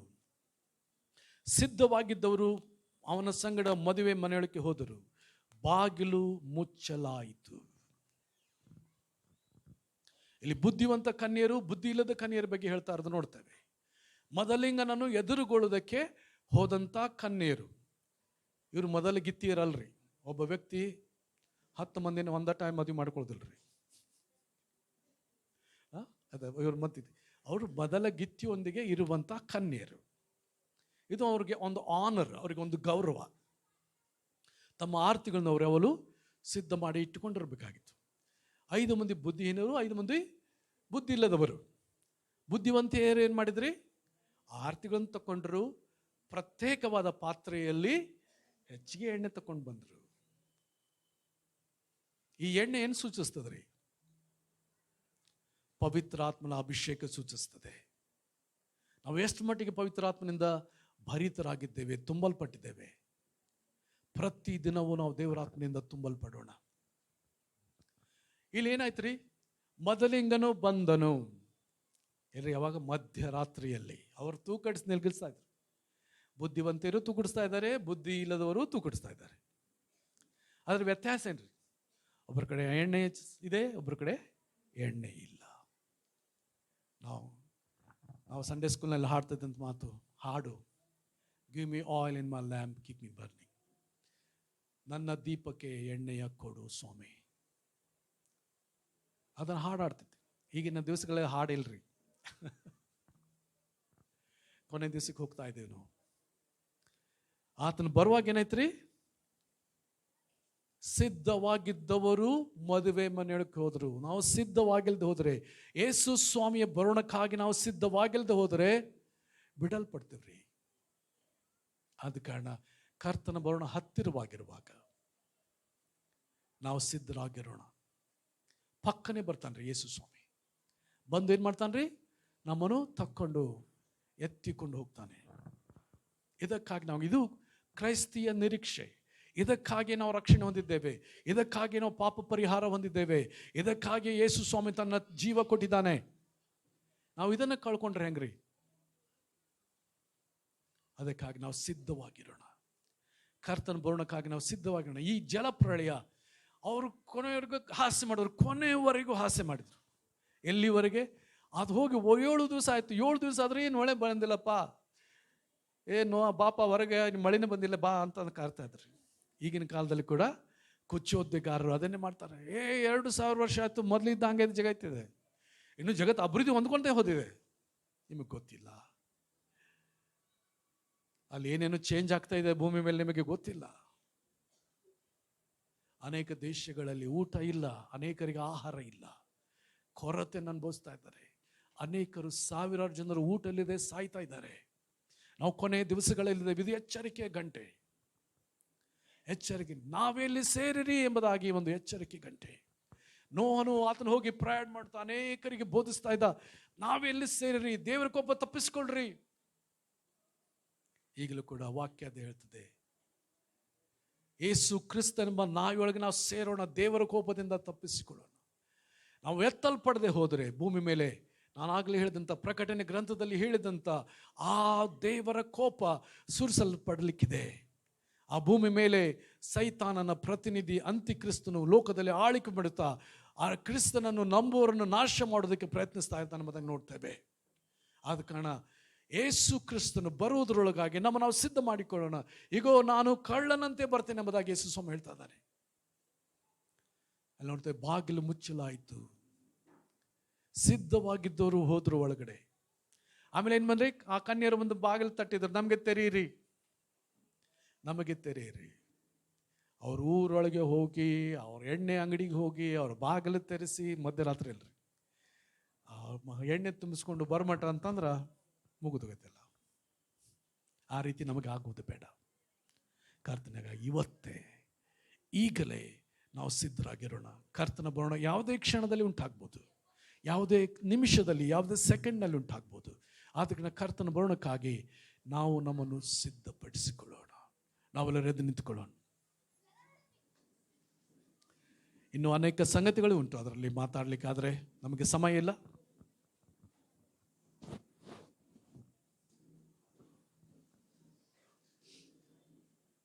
ಹಲ್ಲೆಲೂಯಾ. ನಾವು ಕಣ್ಣುಗಳನ್ನು ಮುಚ್ಚಿಕೊಂಡಿರುವಾಗ ಈ ಸಮಯದಲ್ಲಿ ನಮ್ಮಲ್ಲಿ ಯಾರಾದರೂ ಸಿದ್ಧವಾಗಿಲ್ಲದೆ ಇದ್ದರೆ, ಕ್ರಿಸ್ತನ ಬರೋಣಕ್ಕಾಗಿ ನಮ್ಮನ್ನು ಇನ್ನು ನಾವು ಸಿದ್ಧ ಮಾಡಿಕೊಂಡಿರದೇ ಇದ್ದರೆ, ಇವತ್ತು ನಮ್ಮನ್ನು ಸಿದ್ಧಪಡಿಸಿಕೊಳ್ಳೋಣ. ಹೇಗೆ? ಪಾಪಕ್ಕಾಗಿ ಪಶ್ಚಾತ್ತಾಪಡೋಣ, ದೇವರ ಕಡೆಗೆ ತಿರುಗಿಕೊಳ್ಳೋಣ. ಯಾವುದೇ ಗುಪ್ತ ಪಾಪಗಳು ನಮ್ಮನ್ನು ಆಳ್ತಾ ಇರ್ಬೋದು, ಯಾವುದೇ ಪಾಪ ನಮ್ಮ ಮೇಲೆ ಆಳ್ವಿಕೆ ನಡೆಸ್ತಾ ಇರ್ಬೋದು. ಇವತ್ತು ಯೇಸು ನಿಮ್ಮನ್ನು ಬಿಡುಗಡೆಗಾಗಿ ಕರೀತಿದ್ದಾನೆ. ಯೇಸು ನಿಮ್ಮನ್ನು ಶುಚಿ ಮಾಡೋದಕ್ಕಾಗಿ ಕರೀತಾ ಇದ್ದಾನೆ. ಇವತ್ತು ಯೇಸು ನಿಮಗೆ ರಕ್ಷಣೆ ಕೊಡಲು ಕರೀತಾ ಇದ್ದಾನೆ. ಬನ್ನಿರಿ, ಯೇಸು ಎಂಬ ನಾವಿಯೊಳಗೆ ನಾವು ಸೇರಿಕೊಳ್ಳೋಣ. ನನ್ನೊಂದಿಗೆ ಈ ಪ್ರಾರ್ಥನೆ ಹೇಳ್ರಿ. ಯೇಸು ಸ್ವಾಮಿ, ನಾನು ನನ್ನ ಪಾಪಗಳಿಗಾಗಿ ಪಶ್ಚಾತ್ತಾಪ ಪಡುತ್ತೇನೆ. ನನ್ನ ಪಾಪಗಳನ್ನು ಕ್ಷಮಿಸು. ನೀನು ನನ್ನ ಪಾಪಗಳಿಗಾಗಿ ಸತ್ತು 3ನೇ ದಿವಸ ಜೀವಂತನಾಗಿ ಎದ್ದು ಬಂದಿ ಎಂದು ನಂಬುತ್ತೇನೆ.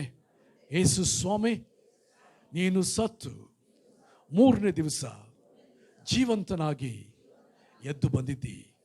ಯೇಸು ಸ್ವಾಮಿ, ಈಗ ನನ್ನ ಹೃದಯದೊಳಗೆ ಬಾ. ನೀನೇ ನನ್ನ ರಕ್ಷಕನು, ನನ್ನ ಕರ್ತನು, ನನ್ನ ದೇವರು ಆಗಿರು. ಯೇಸು ಸ್ವಾಮಿ, ಪರಲೋಕದಲ್ಲಿ ನಿನ್ನ ಜೀವಬಾಧ್ಯರ ಪಟ್ಟಿಯಲ್ಲಿ ನನ್ನ ಹೆಸರನ್ನು ಬರೆದದ್ದಕ್ಕಾಗಿ ನಿನಗೆ ಸ್ತೋತ್ರ. ನನ್ನ ಹೃದಯದಲ್ಲಿ ನೀನು ಬಂದದ್ದಕ್ಕಾಗಿ ನಿನಗೆ ಸ್ತೋತ್ರ. ದೇವರ ಕೋಪದಿಂದ ನನ್ನನ್ನು ತಪ್ಪಿಸಿದಕ್ಕಾಗಿ ನಿನಗೆ ಸ್ತೋತ್ರ. ಆಮೇನ್.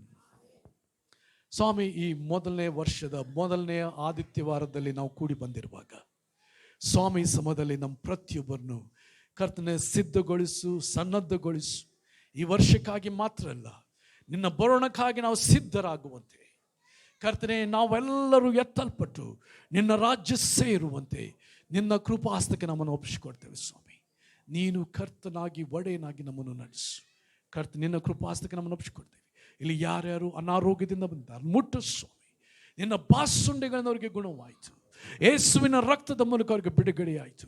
ಅವ್ರನ್ನು ಬಾಧಿಸೋ ದುರಾತ್ಮ ಯೇಸು ನಾಮದಲ್ಲಿ ಅಪ್ಪಣೆ ಕೊಡ್ತಾನೆ, ತೊಲಗೋಗು ಎಂಬುದಾಗಿ ಯೇಸುವಿನ ರಕ್ತದ ಮೂಲಕ ಬಾಧೆಗಳು ಬಿಡುಗಡೆ ಆಯಿತು. ಯೇಸು ನಾಮದಲ್ಲಿ ನಿನ್ನ ಕೃಪಾಸ್ತಕ್ಕೆ ಕರ್ತ ನಮ್ಮೆಲ್ಲರನ್ನು ಒಪ್ಪಿಸಿಕೊಡ್ತೇವೆ.